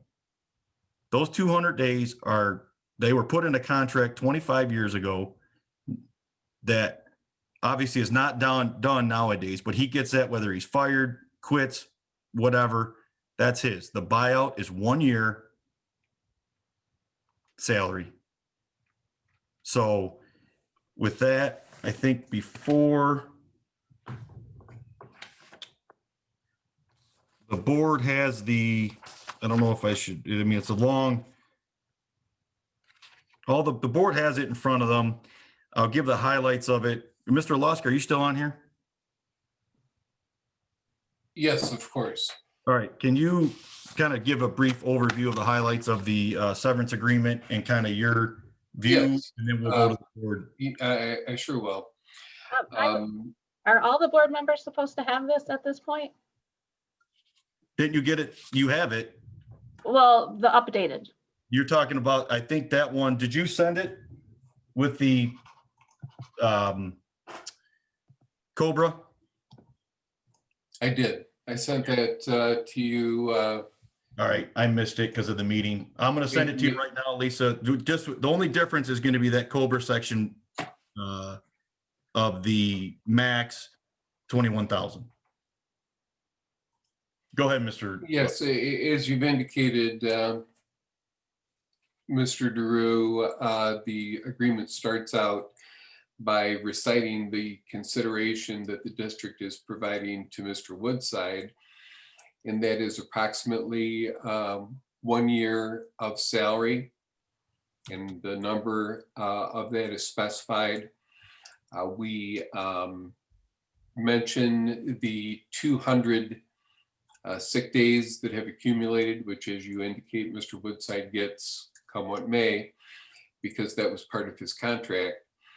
And we also indicate that we're going to continue his insurance benefits because his family relies on those insurance benefits for the next year. So the first part of it indicates what the school district is going to be doing for Mr. Woodside. The next paragraph indicates that Mr. Woodside and Mr. DeRue are going to work together toward a letter of reference that Mr. Woodside can use if he decides to seek employment at another district. The statements in the letter are supposed to be objectively verifiable. The next paragraphs talk about the fact that, and they really go to the point that you were making, Mr. DeRue, about stopping the back and forth between board members and the superintendent. So basically, from here on out, nobody is going to be saying anything about anybody else as it has to do with these issues. Instead, we're going to be focused on going forward. No derogation, no disparagement. There is going to be a mutual release where Mr. Woodside says to the board in the district, I have no claims against you, and the board and the district say to him, we have no claims against you, we're going our separate ways. The rest of the agreement I would characterize, or you might characterize, as legalese. It's all necessary under the circumstances of this situation. Mr. Woodside happens to be over 40 years old. There are some requirements in the law when you enter into agreements with individuals over 40 years old, which we've satisfied. And then we've indicated that this is the whole agreement. There's no secret part. The agreement is the agreement. I think it's 11 paragraphs long on 2 or 3 pages. So that's would be my summary of the agreement itself. As far as what's typical, what's not typical, that always depends on the situation. And the situation we have right now is a superintendent with a 5-year employment contract who has the right to stay at the district until 2025. We're talking about 1 year of pay in return for the superintendent releasing 4 years of obligation that the school district and the board owe to him in return for his effort. I would consider that under these circumstances to be a perfectly reasonable way to resolve this situation. As far as how individuals feel about it, I'm not really privy to that, but from a lawyer's perspective, it's a reasonable resolution. All right, thank you, Mr. Lusk. Obviously, there'll be we'll go to board comment. I just go down the line. I'll start with Mr. Green.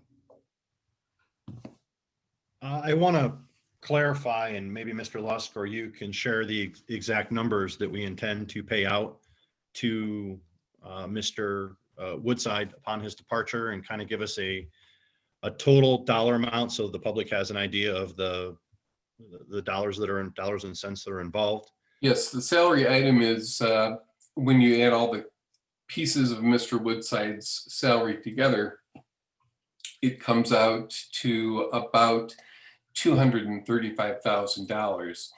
The number we settled on, I think, was $231,000, a little bit less.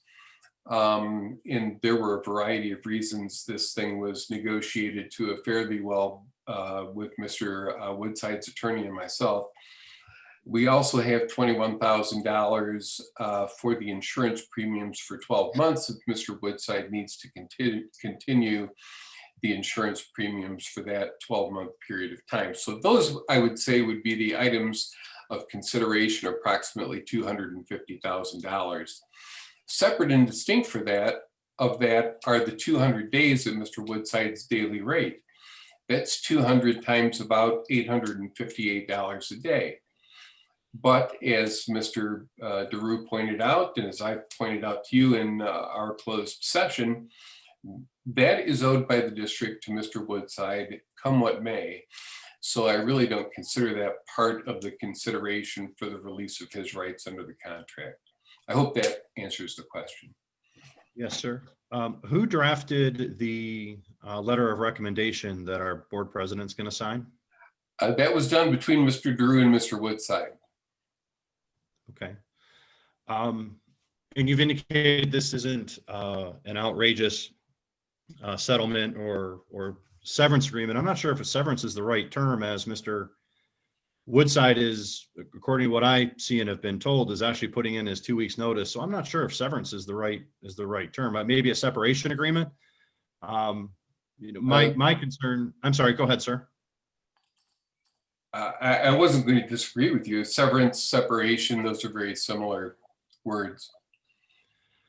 Okay. I've just generally seen a severance where it's where the employer is releasing the employee versus a separation agreement, maybe a mutual parting or the employee that is leaving the organization. But so I guess the last thing I'll point out, and it's probably directed back to you, Mr. DeRue, I will caution you publicly about addressing anything that has been sent to you and labeled a formal complaint. If we're going to start having these discussions in public, I'm fine with that. I certainly can be represented and send letters as well. But you referenced it a little bit early in your opening comments. And if quite openly, the formal complaint was against me and it was issued by Mr. Woodside and or his attorneys. But I'm certainly prepared to fight those. And if we're going to speak about those in public, I certainly can arrange for my counsel and letter responses as well. So I'm a little bit disappointed that you threw that out there into the beginning of your discussion. That's it for me, sir. I can appreciate that, but that was not from the, well, it was in there. Yep, that was, I actually addressed that with you 2 meetings ago because it was part of my reasoning for voting the way I did on the removal of you from president. So that was not me talking on a confidential attorney letter. I don't want you to put that out there falsely because that's not what I was doing. I talked to you about that 2 meetings ago prior to the letter I got about his stuff. So Ms. Birkmeyer?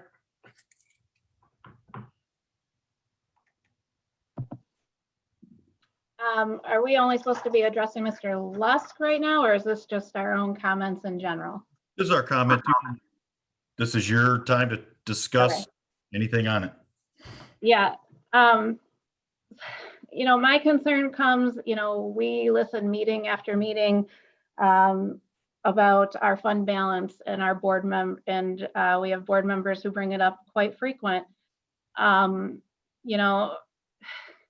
My problem lies in the fact that I feel like Mr. Rathbun, you can probably confirm for me, our fund balance is projected at the end of this year to be around 1 million.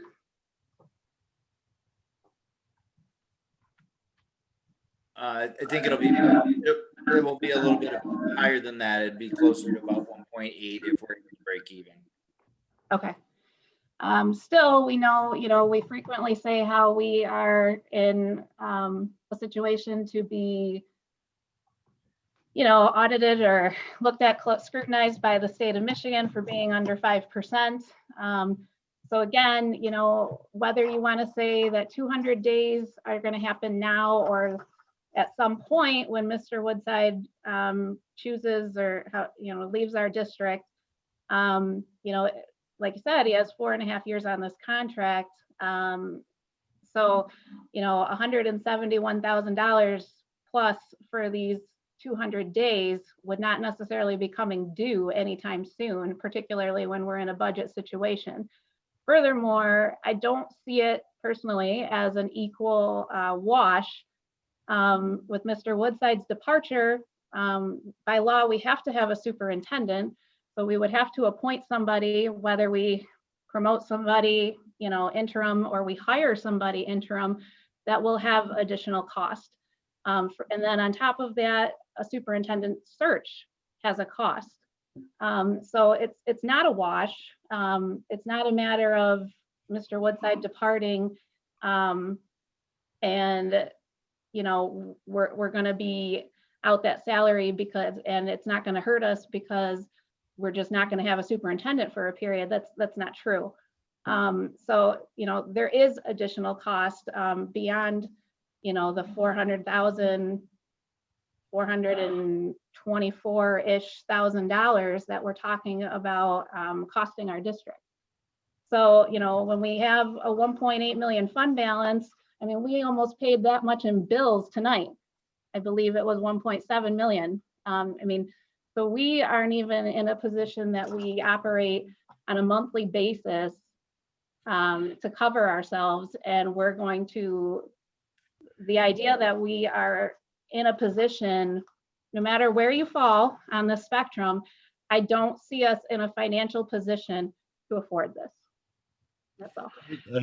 A couple of things to your comments there, Ms. Birkmeyer. One, I'm fully aware that by state law, we have to, or by the state code, we have to have a school code, we have to have a superintendent. And by January 1st, if this goes through, we would have a superintendent. We'd probably work out an interim with, I don't want to speak prematurely, but the hope would be Mr. Rathbun.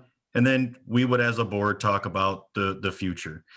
You're right. You know, when you talk the 200 days, no, it's not a wash. And to throw the number of the 400,000 again is misleading. It's real money. It's being paid to him. It's what's owed to him.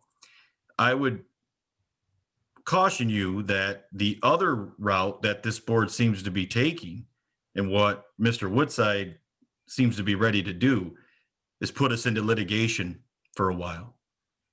And if we get into litigation and we get into all what that could do, one, the headlines, the students we're going to lose, the students we've already lost because of the circuses that these board meetings are. We talk about it all the time. You've told me time and time again, personally, you want them gone. You told me time and time again, you want to give them a bad evaluation. You want to not renew them. I get you want your pound of flesh, but that's not what's best for the students of Anchor Bay. And I would disagree that I don't think $424,000 out the door is the best for the students of Anchor Bay either. And that was my only point. I'm not looking to get into a tit for tat with you. I'm allowed to make my point. My point is I just don't think this is affordable at this time. And what all I'll say, and you're right, was wrong, is I think it could end up costing us more.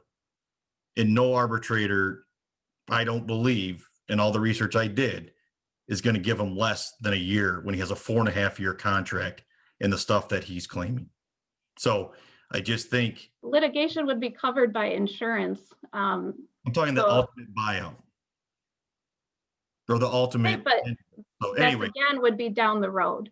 You're right. We would probably be in a different, we know we're in a different financial situation, or we are developing plans to adjust that. Again, I know yes, we are. And we're developing plans that are going to put us, we know this, we know that the plans right now we're in a bad place, but we know that our buyout is looking good. We know there's other issues that this board is talking about doing that is going to save us substantial money. So I think we know that. And again, some people, you look for a pound of flesh. So Ms. DeWitt, are you done? I'm sorry. No. Okay. So Mr. Rathbund, you know, what fund balance percentage would that put us at, estimated to add a $400,000, let's say 400 loss? It's not paid out at once. I understand, but you're saying that you guys had said that it would be by the end of the year. I mean, if we don't have a superintendent, so over the course of the next year, it's still a liability on our books. The 100, yes, the 175, yes. Go ahead, Mr. Rathbun.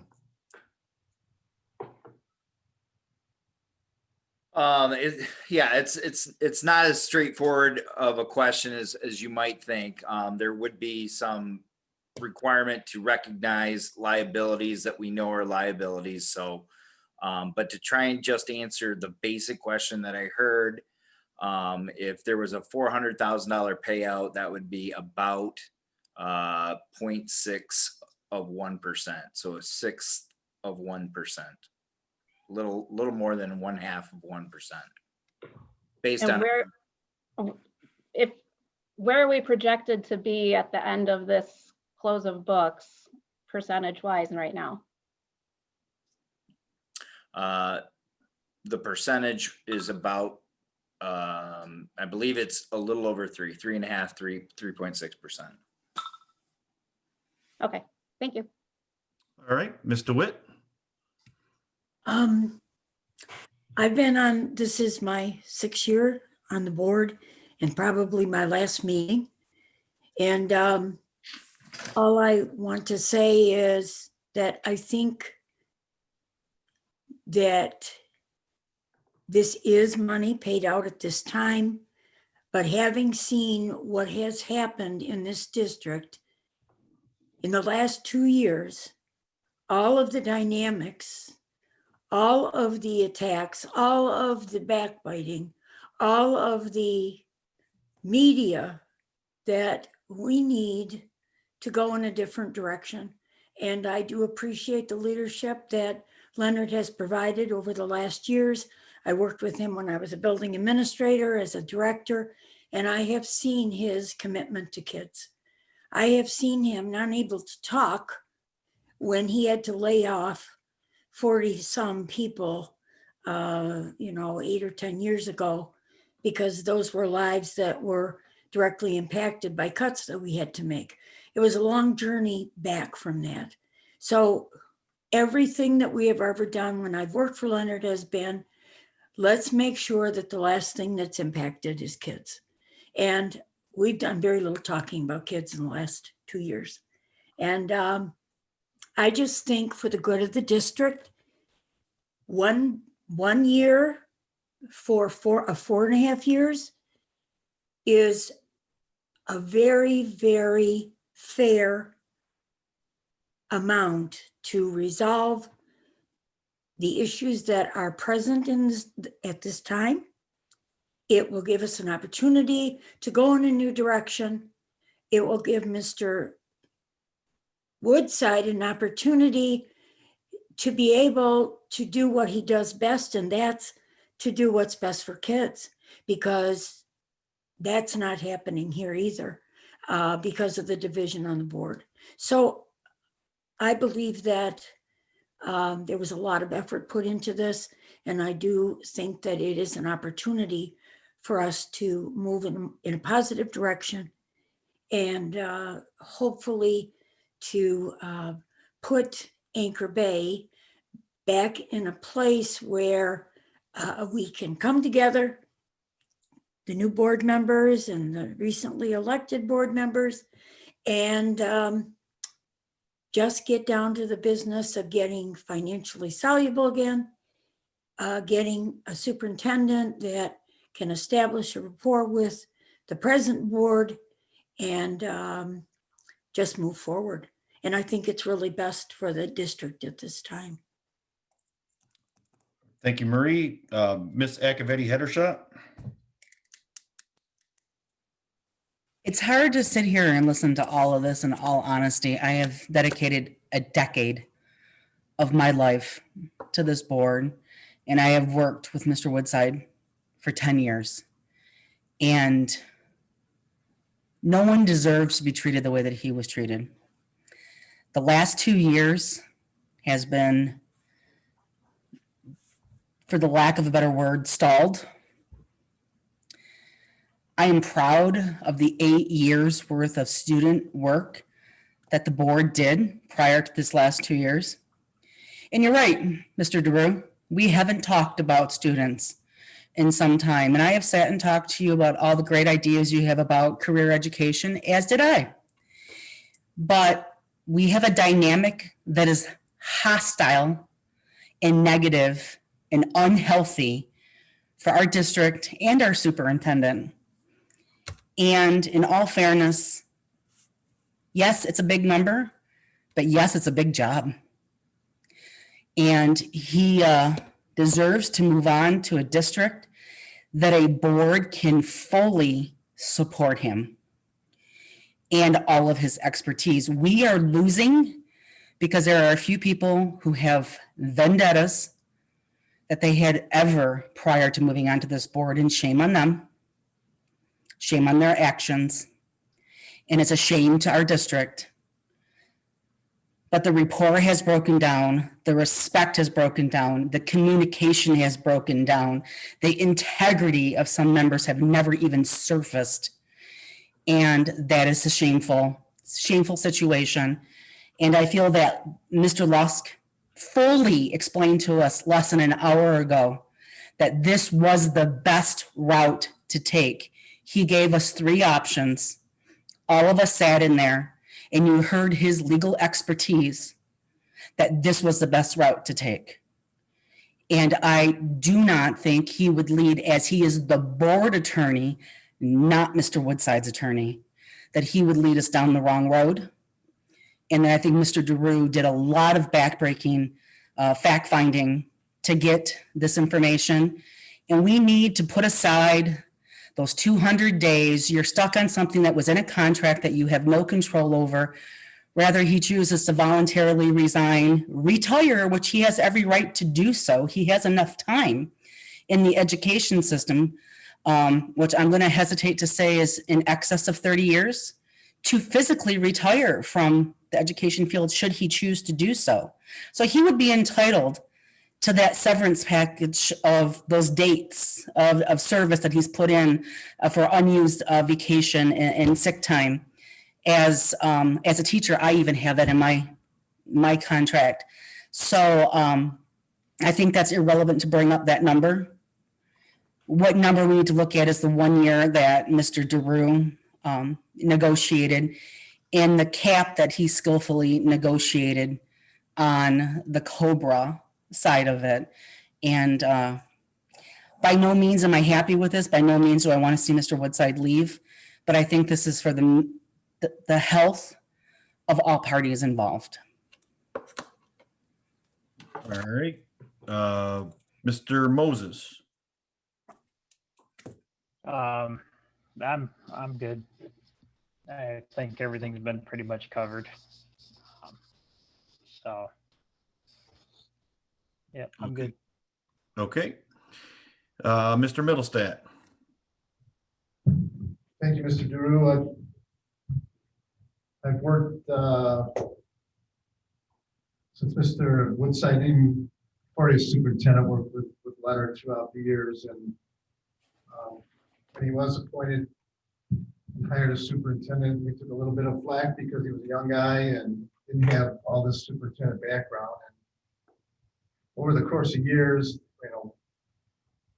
we've worked very well together. He's done everything for the students. We've always been able to agree on that. Say that we agree exactly on everything is, he will tell you that's not true.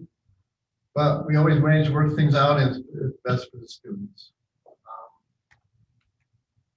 Compensation, I would think, with a 4.5-year contract out there and potential for us to have to go in a lawsuit is real, and I think we need to avoid that. I think it's been discussed very much about, the image of the district, and I just can't help to mention that, with Ms. Berkmeyer's comments, that suddenly finances are a reality after being treasurer twice, and the district losing over $5 million in fund equity, and suddenly we get a conscience about how much money we have and the percentages. It's just amazing to me.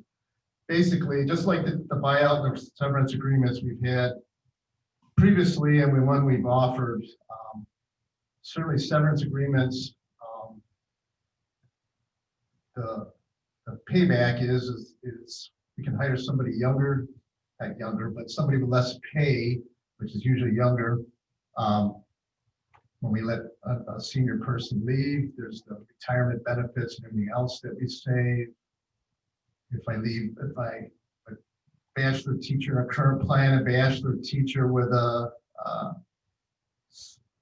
it's a senior teacher that may have 60, I don't know, I can't quote exactly what the details are. Could have 60-day, so sick days again. So even in the current severance agreement, a teacher would get that $80,000, which would be more than their salary if they're a bachelor top scale teacher, and get those sick days. So it's not much anything different than the severance agreement we've given to everyone else. And I just think that it's unfortunate that we're at the situation. I think we've tried to work hard to resolve, to try to get ourselves out of this rut for 2 years, but you have to have reasonable people with integrity to be able to move forward. So I guess at this point, I'm hopeful that with the new board coming on, that we will have some positive thinking going forward. But I think for the district at this point, and I've discussed with Leonard, although he's not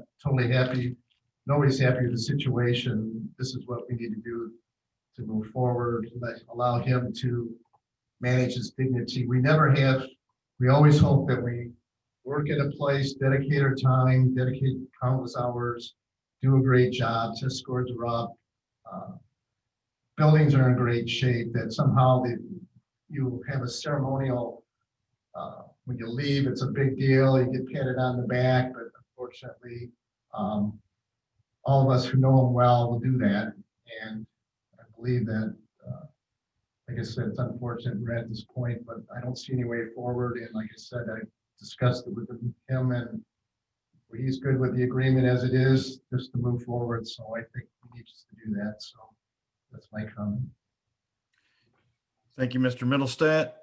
Again, I just want to reiterate, this is what I think, and there's multiple other board members think this is the best way forward for the district. This wasn't trying to be done in the dark of night. I've talked to, again, the two new board members about this prior to any discussions. I wasn't breaking any laws. Everything I've done, I did with advice from our attorneys, and our attorneys agree with this. Both attorneys. I've talked to Ms. Swem, and again, I would just stress to those board members who I've had personal conversations with, I know this isn't the way you wanted it done, but we don't need to drag our district through more and more bad press, more and more crazy meetings where we lose kids, we lose parents. You got the parents on here that are angry, but there's a lot of parents out there that aren't talking, that are going, what are you guys doing? So I hope after the first of the year, whatever we do here in this vote, we all get together, we all work together, and whoever's sitting in whatever seat, doesn't matter. We work towards the best of the district. So with that, if there's no more discussion, we'll move to the vote and vote by roll. You made a quick motion. I don't think there's a motion on the floor, sir. Oh, I thought you, Mr. Middlestat, or. We need to have a motion. So What's that? I'd like to move to approve the severance agreement as presented. Is there a I'll second? Seconded, motion made by Mr. Middlestat, seconded by Ms. DeWitt. Seeing no more discussion, vote by roll. Ms. Berkmeyer, No. Ms. Moses, Yes. Ms. Green, No. DeWitt, Yes. Betty Hendershot, Yes. Drew, Yes. will say yes. Thank you. Motion passes. Go to, Hey, Mr. President, if I could, would it be prudent to make a motion to offer the interim position to Mr. Rathbun at this point, so we don't have an issue at the end of December? the plan was to meet with if this was to go through, I'm going to meet with Mr. Rathbun tomorrow morning. And then we would probably have a quick Zoom meeting next week, if that's, this is kind of a surprise to him, I'm sure. We have to have somebody in place before Leonard will be here till December 31st. So we have to do something prior to that, and I will contact the board members and we will get that done. Thank you, sir. Yep. But yes, thanks for that. Right, Mr. Rathbun, you probably want to talk. Yeah. All right. Planning for the future, Mr. Andy Case.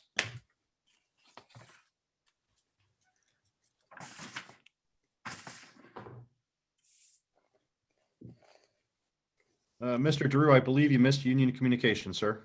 Oh, I did. Thank you. I stand corrected. Union Communications. Do we have anybody, Mr. Sizemore? I don't see a hand. Is Jamie out there? Oh, Greg Wheeler?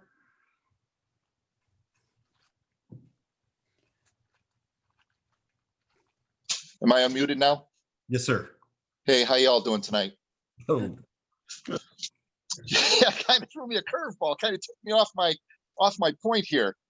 First off, I just want to say thank you to Ms. Hendershot and Ms. DeWitt for their service and their support to our group.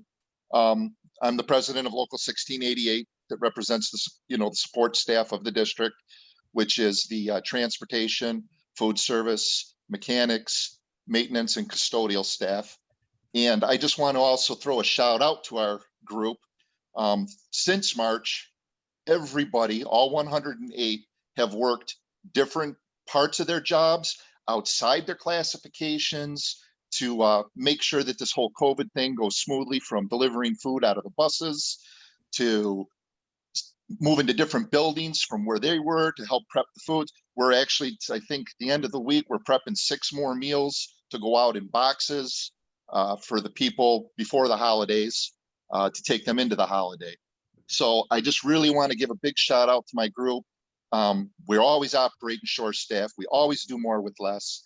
And I would put this group up against any district that has double our personnel, bar none. And Mr. Woodside, thank you for your support. It's been an honor. It's been a pleasure. And that's really all I got to say. But I wanted to really make a point known that my group has put their foot forward. I will say above anybody. I mean, we've been asked to do things that aren't normal, though these aren't normal times. With no one in my group, I can honestly say, has ever said no.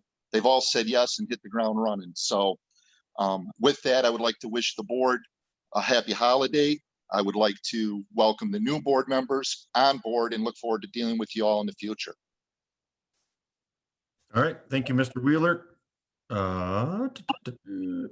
Anybody else? Ms. Petron? Nope, I don't see her. Okay. We'll go to Mr. Case. Thank you, Mr. Drew. In your board packet is a change authorization request for the 2017 bond issue. It has a total value of $37,029. It's comprised of a fire alarm upgrade at Ashley Elementary, an HVAC upgrade at the administration area at McDonald Elementary, and the purchase of a new piece of maintenance equipment. Again, a total value of $37,029 is brought tonight for your review and approval. Mr. Chairman, I so move we approve. Motion by Mr. Middlestat. Is there, okay, seconded by Mr. Green. Any discussion? Seeing none, vote by roll. Ms. Bergmeyer? Yes. Moses? Yes. Mr. Green? Yes. Wood? Yes. Ms. Akabedi Hendershot? Yes. And Mr. Drew? Yes. Mr. Middlestate, yes. Motion passes. All right. Now, I guess Ms. Petron did want to speak. Can you find her on there?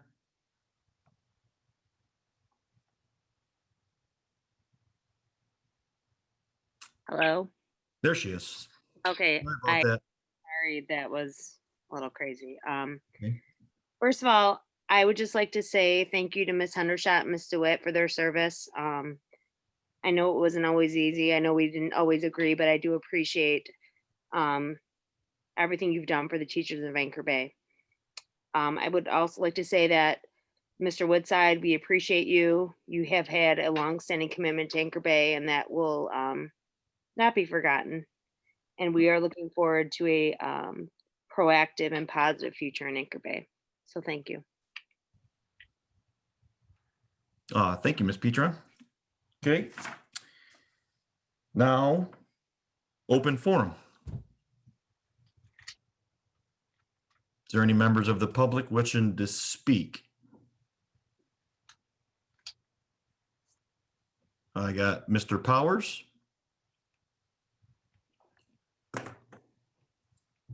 Yeah, I just got one quick question. I was at, and I don't remember the exact time frame, I believe it was February, maybe it was into March last year, when the superintendent's evaluation was done.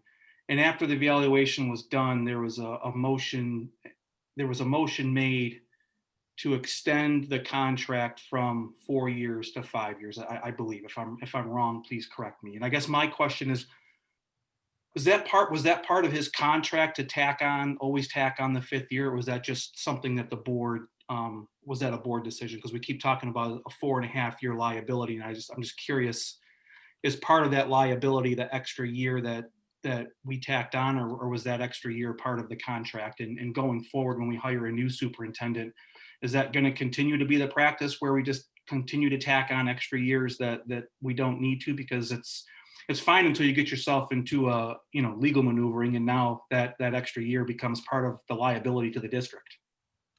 I would, to answer to that, Mr. Powers, you're correct that they don't, even if Mr. Lusk, I know, left now, but he would tell you that these he would never write a contract the way this one was written. And they don't write them like that anymore, a 5-year rolling. If you don't act on it, it automatically renews. I don't see us doing that again. And I would say that as far as when I was involved in the starting this, that extra 5th year didn't factor into where I was willing to go as far as how much. I did a research of what is reasonable, what's fiduciary responsible as far as board members of your money, and a year was where it was at.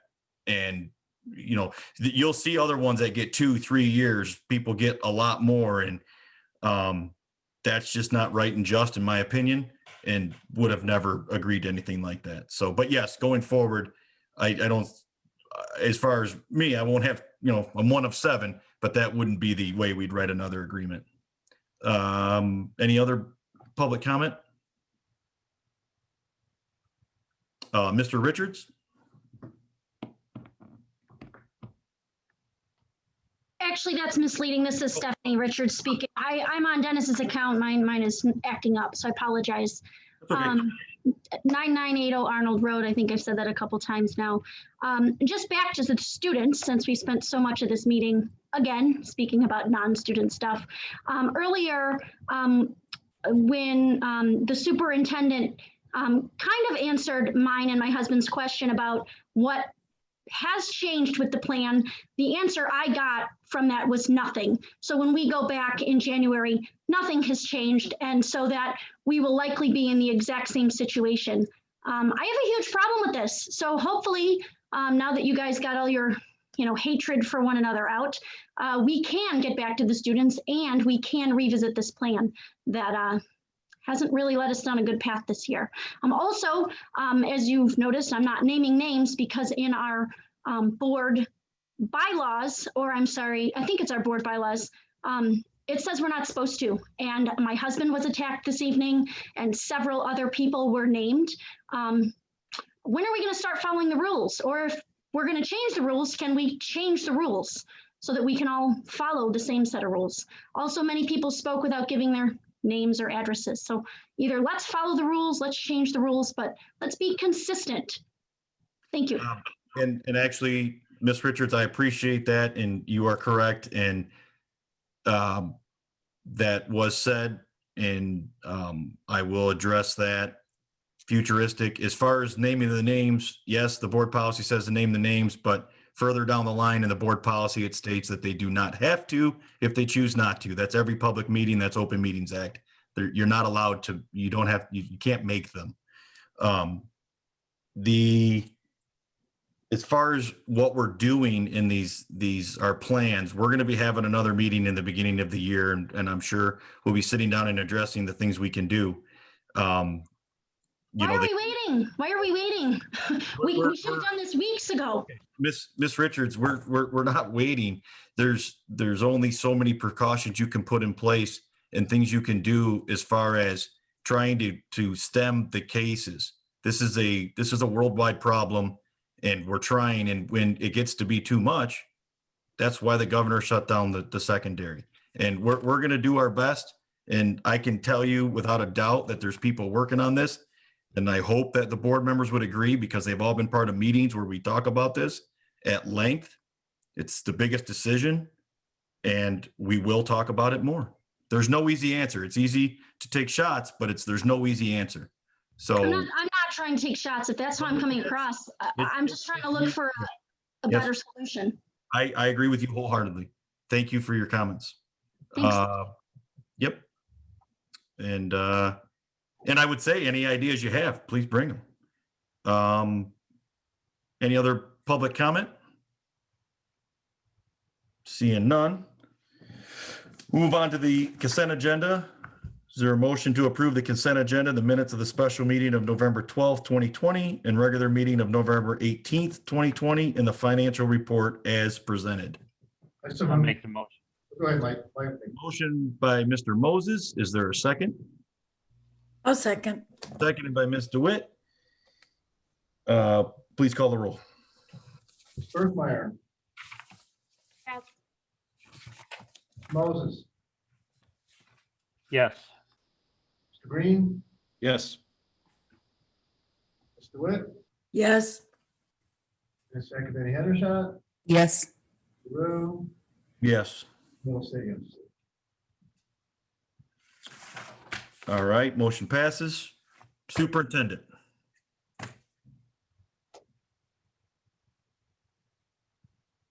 Yeah,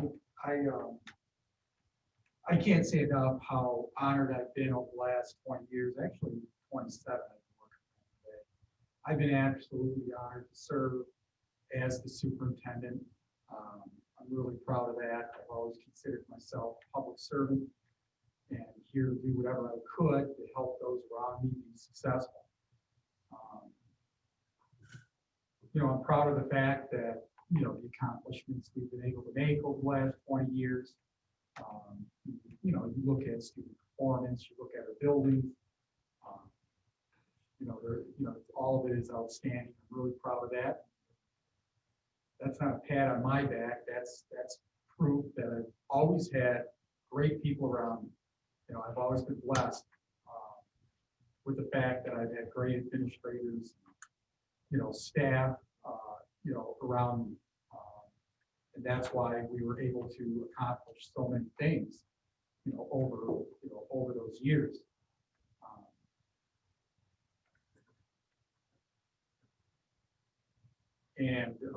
I just, I want what's best for Anchor Bay. I mean, I've been here 20 years. This place is like, it's family, I'm hoping as we go forward, everybody can work together and focus on kids and programs and argue about, what's the best program for kids? How are we going to improve our kindergarten program or whatever that might be? And I'm hoping that's the focus. And I think, as I go forward, I'm old school. I was raised to, you shut your mouth, you work hard, you get your job done. I'm old school. I'm not,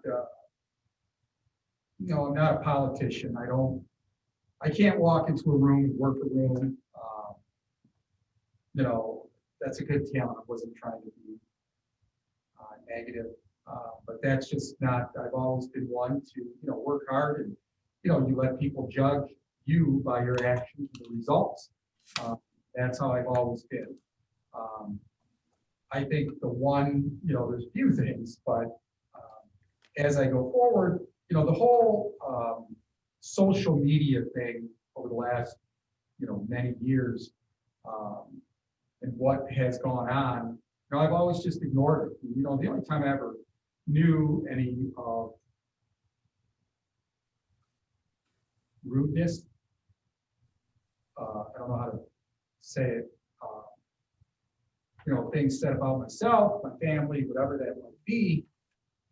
I'd only seen it when I would go to the store and, a parent would come up and, they'd show it to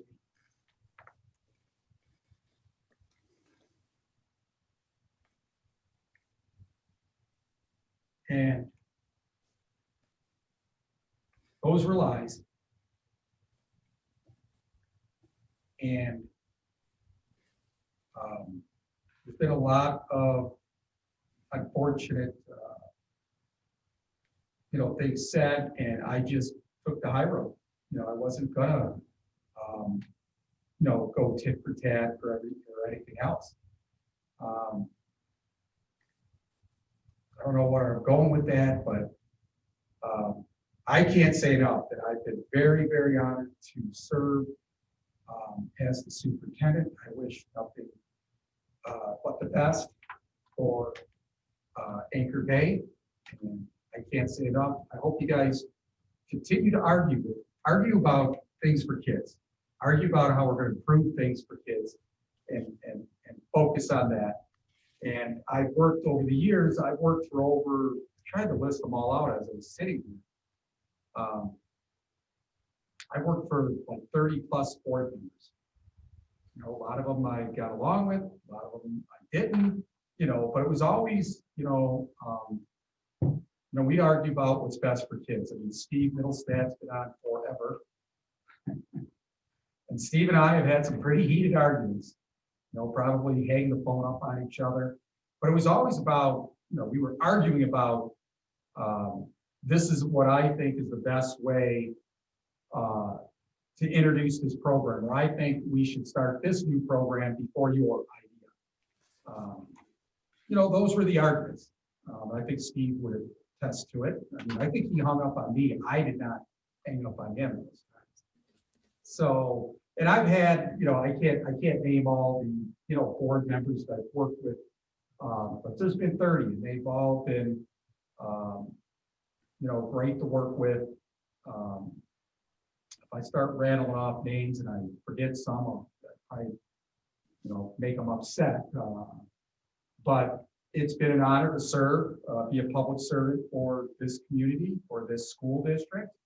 And I thank everybody, a whole lot, and, continue to, move forward, because, we have an outstanding, food service program, transportation, custodial maintenance, the paras, secretaries, the administrators, the teachers. I don't care, what you do for Anchor Bay. I've always been one that, I don't care if you're the assistant superintendent or, your custodial, everybody is just as important. And every one of them are part of the success for Anchor Bay. And what I've tried to, echo over the years, that, when kids come into our buildings and, their, floors are beautiful, and the walls, and custodians there smiling and greeting kids coming in. Bus driver pulls up to pick students up, and they've got a big smile as the kids get on the bus, to, parents that help kids when they're getting off the bus, to, I can't say enough, I'm repeating myself. I greatly appreciate, all of them, because you're the reason why I was able to be so successful. Everybody across the board, is the reason that I've been able to, get the things done that I have over that time. And, I appreciate that. And I thank you, Anchor Bay, for, allow me to be the superintendent the last 20 years. Thank you. All right, thank you, Mr. Woodside. Go to board comments, Mr. Green. Thank you, Mr. President. First, I want to thank Ms. Hendershot as well as Ms. DeWitt. They probably are education folks that we have on the board. Quite honestly, I'm not an educator by trade, but I know they both are. And I know a conversation I had a couple of months back with Ms. DeWitt, I really valued, and I valued her opinion. And I actually told her I'll be calling on her for more canny and direct opinions even after she's off of the board. So I hope she meant that offer, and I look forward to reaching out to her. But and I appreciate the two new board members that are coming on board. I'm looking forward to getting them on board, getting them up to speed, and looking forward to getting into the next school year. I think that's all I've got. It's been a long meeting. Thank you, Mr. Green. Ms. Birkmeyer. I just wanted to also echo a little of what Mr. Green said. I had the opportunity to work with Ms. DeWitt and Ms. Saccovetti Hendershot with the curriculum committee. I felt like we were always very productive, and I definitely took their wisdom and insight in those meetings. I generally, probably the meetings I didn't talk as much. So I appreciate them and thank them for their board service. I obviously know, as they do, and they have many more years of board service in than I do. And I appreciate their commitment that they've put forward. And also Mr. Woodside as well. I wish you well as you move on from Anchor Bay and in your future endeavors. And then as well, Mr. Case, I know you are also moving on fairly soon, I think. And I wish you well as well. Mr. Moses. Yeah, it's been nice working with you guys, Ms. Hendershot, Ms. DeWitt, Mr. Woodside. We've had our differences, but I do believe that you had the kids' best interest at heart, and I know you're going to do well wherever you land. And just appreciate the opportunity to be here. And other than that, I'm good. Thanks. Ms. DeWitt. Well, first of all, this is kind of a real bittersweet time for me. I want to thank all the voters that gave me the opportunity 6 years ago to be a part of the board and to extend my relationship with the district. I was a principal for 11 years and then director for 3 years. And during that time, this became a family to me. So I want to thank all of those that reached out to wonder why I didn't run for the office again, but I felt that it was time for me to pursue a different direction in my life. And I'm still working for a school district. So being in education is a real gift for me. And I will continue to do that. I want to thank all of the staff in Anchor Bay. I always felt as a principal that every single person's job was as important as another. And from the custodial, foods, our office people, pairs, teachers, which I have a very special place in my heart for and always will. I love what you do and what you do for kids, and it's such a hard job. So, and I know the challenges for now are harder than they've ever been, but I am deeply grateful to see so many of you continuing to touch the lives of kids on a regular basis. I'm so grateful for administration and being part of central office because it's really a different seat to sit in. And gives you insight into how, when you're even at a building level, you don't know all of the circumstances that go into any decision.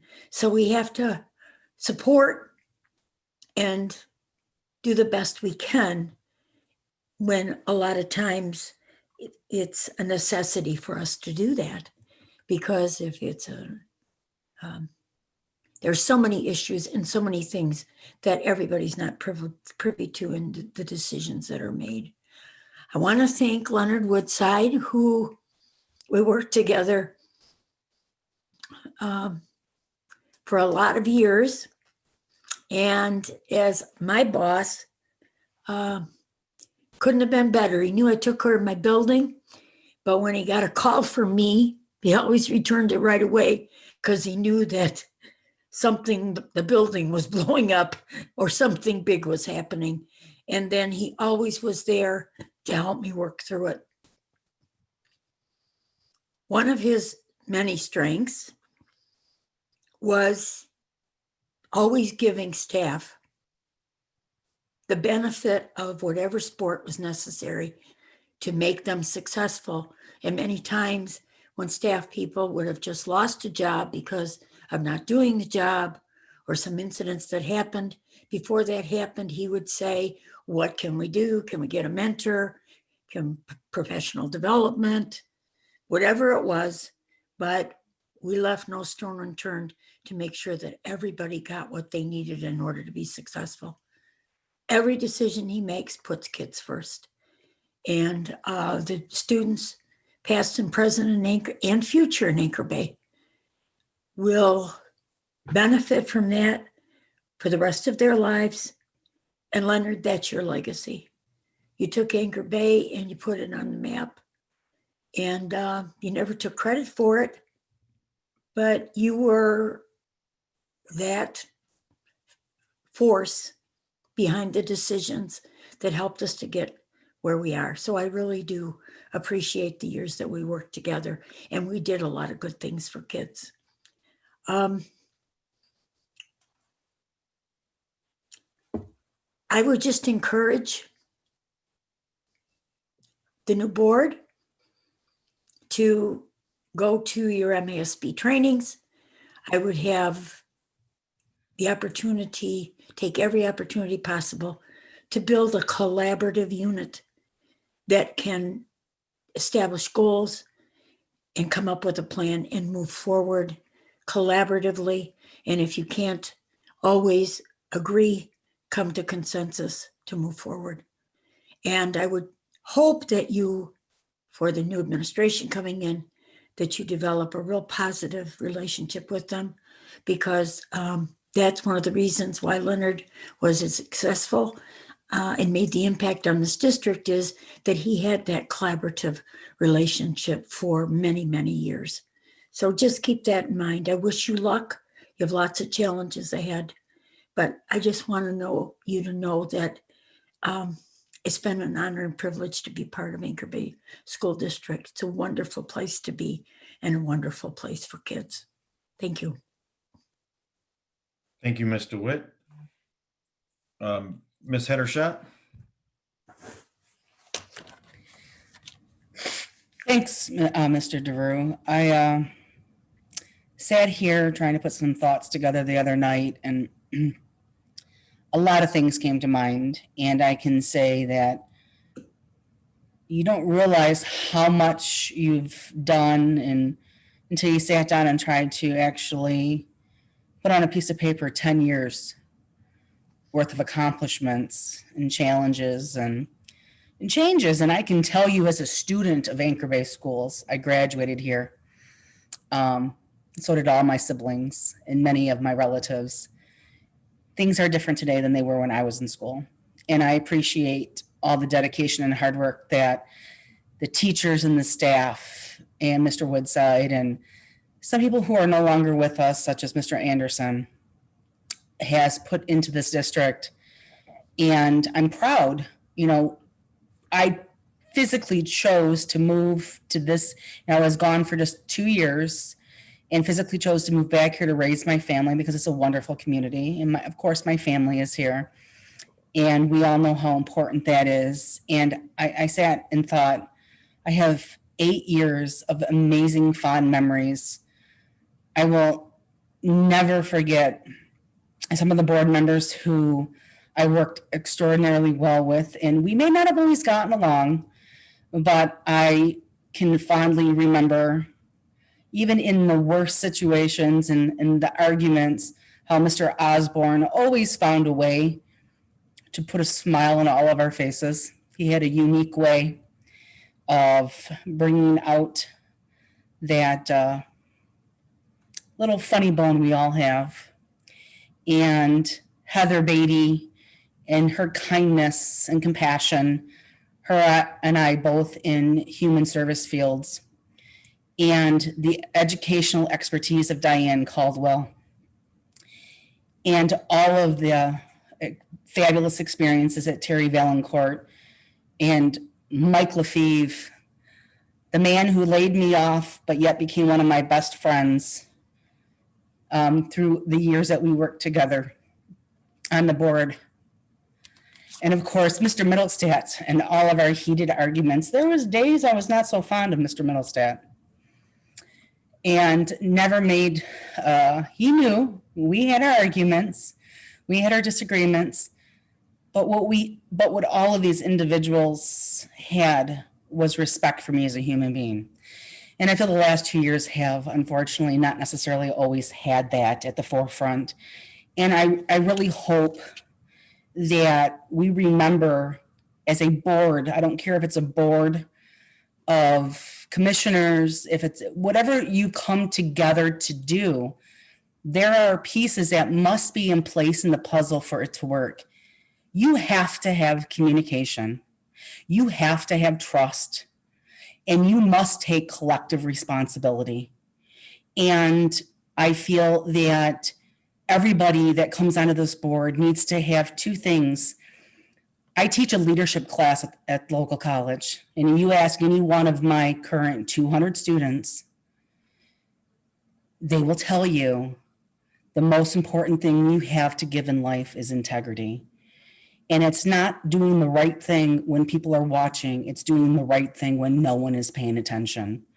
And I really hope that this new board can come together to find that same system that was in place with all those individuals that I talked about a few minutes ago, because that was in place with those individuals when I worked with them.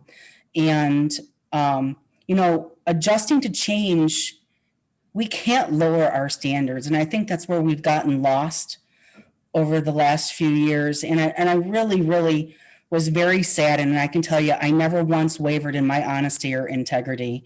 When I looked at some of the things that people put on Facebook, was despicable. Very negative election. It's a bipartisan position that we hold, yet people were very distasteful. And I chose not to run a negative campaign. And many of you know that I could not campaign this year, that my father-in-law was diagnosed with blood cancer and we lost him in 24 short days, that my father has been hospitalized since January 28th of 2019, and I had to move him back into ICU this weekend, which none of you but I believe Mr. Woodside and Mr. DeRue, Mr. Middlestat and Ms. DeWitt knows. It's been a very challenging time, and I can tell you, I prioritized my family for the first time in 10 years, because you ask my children, I have missed hundreds of events in the last decade of theirs because I prioritized the district 100%, put my heart into it 100%. And this year I chose, because you know what, life is very fleeting, to put my family first. And I will never regret doing that, because I did give 100% of myself for the last 10 years to this board and to this community, and 25 years or more in education. And I hope that we can find a way of building bridges and bringing programs and trainings back and putting students first and setting aside the silly, petty infighting that has existed, which unfortunately has resulted and people, good people leaving our district, starting with Kyle Anderson and Mr. Case and Mr. Woodside. And I fear others will follow suit because of a distrust that has been built over the last 2 years. And I hope that this board really, really, truly tries to rebuild that before you lose more staff. Because you know what? One thing I have always said to my students is trust is very, very, very hard to rebuild. And if you are honest and have your integrity, you will always have people that trust you. But as soon as you break that trust, it is the hardest thing to get back. And I truly hope that people take that to heart and really, really consider what this next school year, because it's going to be hard. Not only are we dealing with this, but we're dealing with a pandemic. And we're dealing with the loss of instruction because these children have not had a consistent instructional period because of the pandemic. And that I hope we all set aside that and do what's best for children. And I have worked with some amazing teachers, and I will always be available to everybody if anybody needs, you know, like Ms. DeWitt, you know, we have dedicated our lives to education. And one of you said, you know, the two people with the education experience are stepping down from the board and moving on. And I really hope that you reach out to your, you know, to people around you and ask for help, and don't forget that we can set aside our differences for the betterment of our students. And I will desperately miss the curriculum meetings and all the technology meetings and trying to find great innovative ways to help move our district forward. I appreciate Mr. Woodside for all of his years of service. I work for the ISD, so I hear a lot about superintendents, good, bad, and indifferent. And Mr. Woodside was always up at the top. And it's a strange thing. I think the average life of a superintendent is about 3 to 5 years before they move on, because it's a very stressful job.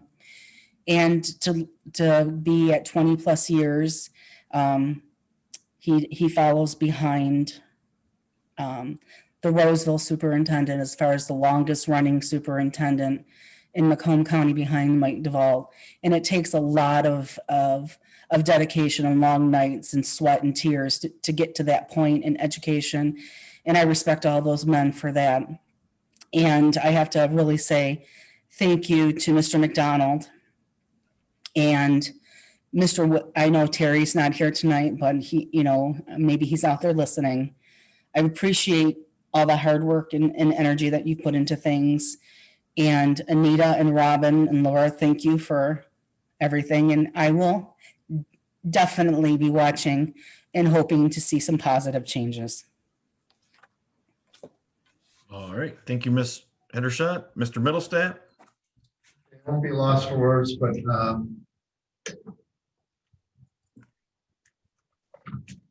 Mr. Wheeler came to us today, and he doesn't have to explain to us all the great things the support staff do for many years. It's very obvious that Anchor Bay people, whether it's the support staff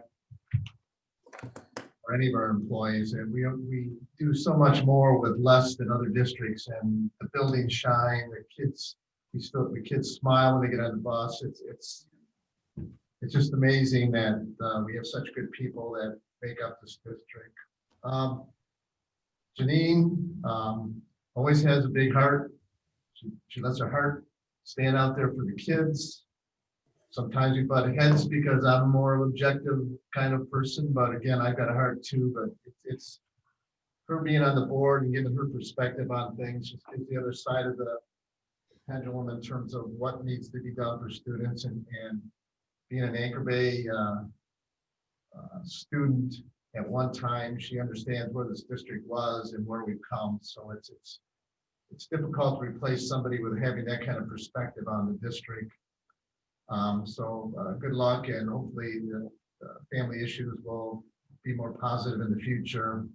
Marie, I've worked with Marie pretty closely lately, most recently on building committees and things. And as a board member, I knew she was a principal and a director, but I got to really know Marie a lot, and we kind of clicked in terms of working together on projects. And we, again, as Janine mentioned, when you have some mutual trust, it goes a long way. So Marie does, in all our different roles in the district, has always done the best for students. Again, we still don't agree on everything, but she has she has a heart for what students and of course the staff. She's always mentioned keeping staff in mind and making sure that the classroom is being taken care of in terms of what the teachers require and everything else. So we'll miss both Janine and Marie on the board because of their perspectives. Andy Case is leaving, and I've had worked with Andy for many years, having been pretty involved in building committees and bond issues. And when we're really busy, Andy will be able to take care of coordinating these things and trying to juggle between the contractors and architects and everything else and trying to keep things straight. So really appreciate Andy's work in the district and hope for the best in his new endeavors. Finally, I just want to make some comments on Mr. Woodside. I've been on the board since 1986 and have had the pleasure of working with 3 different superintendents, and now I'll be able to work with a 4th one, I believe.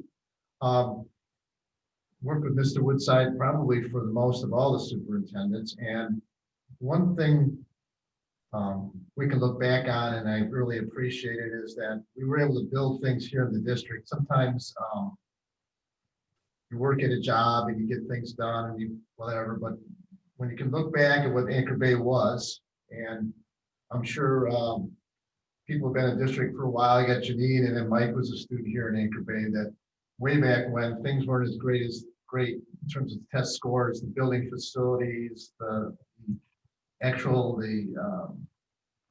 reputation of the school district. And I think over the course of during Mr. Woodside's tenure, whether before he was even superintendent, that we started building some rapport and some trust in the organization, and things got moved forward. We were able to build the academics, which he was totally criticized for having no experience and not be able to do that. Yet you'll talk to any of the county superintendents and the ISD superintendents and wonder what that little district in the north end, how the heck did they get top scores? And it wasn't just Mr. Woodside's effort, but his style of allowing people, bringing things in and saying, this is what we're going to do, but then allowing people to execute it. And it didn't happen because Mr. Woodside made it happen. It had because the whole Anchor Bay community, the staff in front of the students and the office and everybody else being positive of the district. The buildings too we went through this enrollment where we get 300-400 students per year. We were able to manage these bond issues, which in many cases, we had some significant bond issues where we had millage increases to make this happen. And it didn't happen because we just needed the buildings. It happened because we put together an organization under Mr. Woodside that the public could trust, that when we were provided with funds, whether it was for academics or building facilities, we were able to execute those things and make things positive and spend the money wisely. And that's one of Mr. Woodside's legacy, is that we always do more with less. And whether it's the building programs or the academics and the technologies, we're not the richest district in the county or the richest district in the 3-county area, but we were able to make best with what we had and encourage our staff to do better. And he would have people that surround him to help that. So it's bittersweet that one, you can look back at all the great things and he'll have another opportunity to, he's willing and has the capability of doing this again somewhere else and build another district up from at a low end and make it a positive area. So it's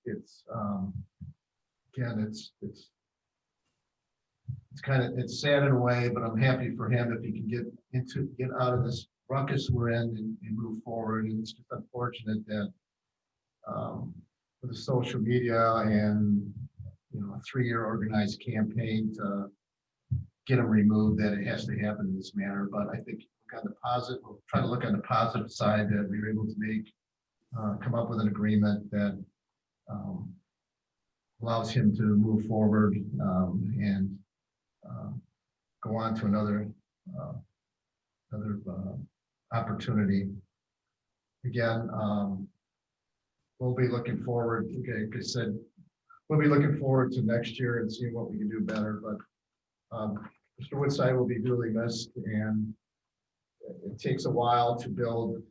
Like I said, I've gone through 3 different superintendents, and when a new superintendent comes in, there's a learning lesson there. Regardless of their experience, they have to learn the culture, learn how the local community reacts, and how to work with the board. So big shoes to fill and a lot of challenges. And like I said, unfortunately, it's come to this, but we'll move forward. And like I said, good luck to Mr. Woodside and his future endeavors. And that's all I have to say right now. Thanks, Mr. Middlestat. Yeah, I'll start with Marie. You know, thanks for your service to this board for, you said 6 years, your lifelong service to education. You're still doing it. Thank you for all the, you know, like Mr. Green, I've had a lot of conversations with you, a lot of harsh conversations where we've had our times, and but I've learned a lot from you. I, you know, definitely will be reaching out to you in the future on this board. You know, your knowledge and Miss Akavetti's is, you know, second to none. And we can definitely, you can help us with your experience as an administrator, your experience as a teacher, and experience on a board. So, again, I apologize for some of the things I did early on this board. You learn lessons, you learn what needs to be done. And, sometimes you do things that, you know, you're going to look back and you regret, you know. So I, value our friendship, what it is at times, and your frankness with me. So I look forward to more conversations with you. Ms. Akavetti, Hendershot, same thing. Your passion and drive for the district and just for education in general. Started meeting with you prior to running. You gave me the lowdown on, you know, tried to educate me. I am stubborn and hard-headed at times. A lot of people on this board have noticed, but learned a lot listening over the years, over the last 2 years, and I appreciate your help as well. You'll be missed, you know, 10 years on the board. I'm sure I'll be hearing from you, and I'll definitely be calling you for advice.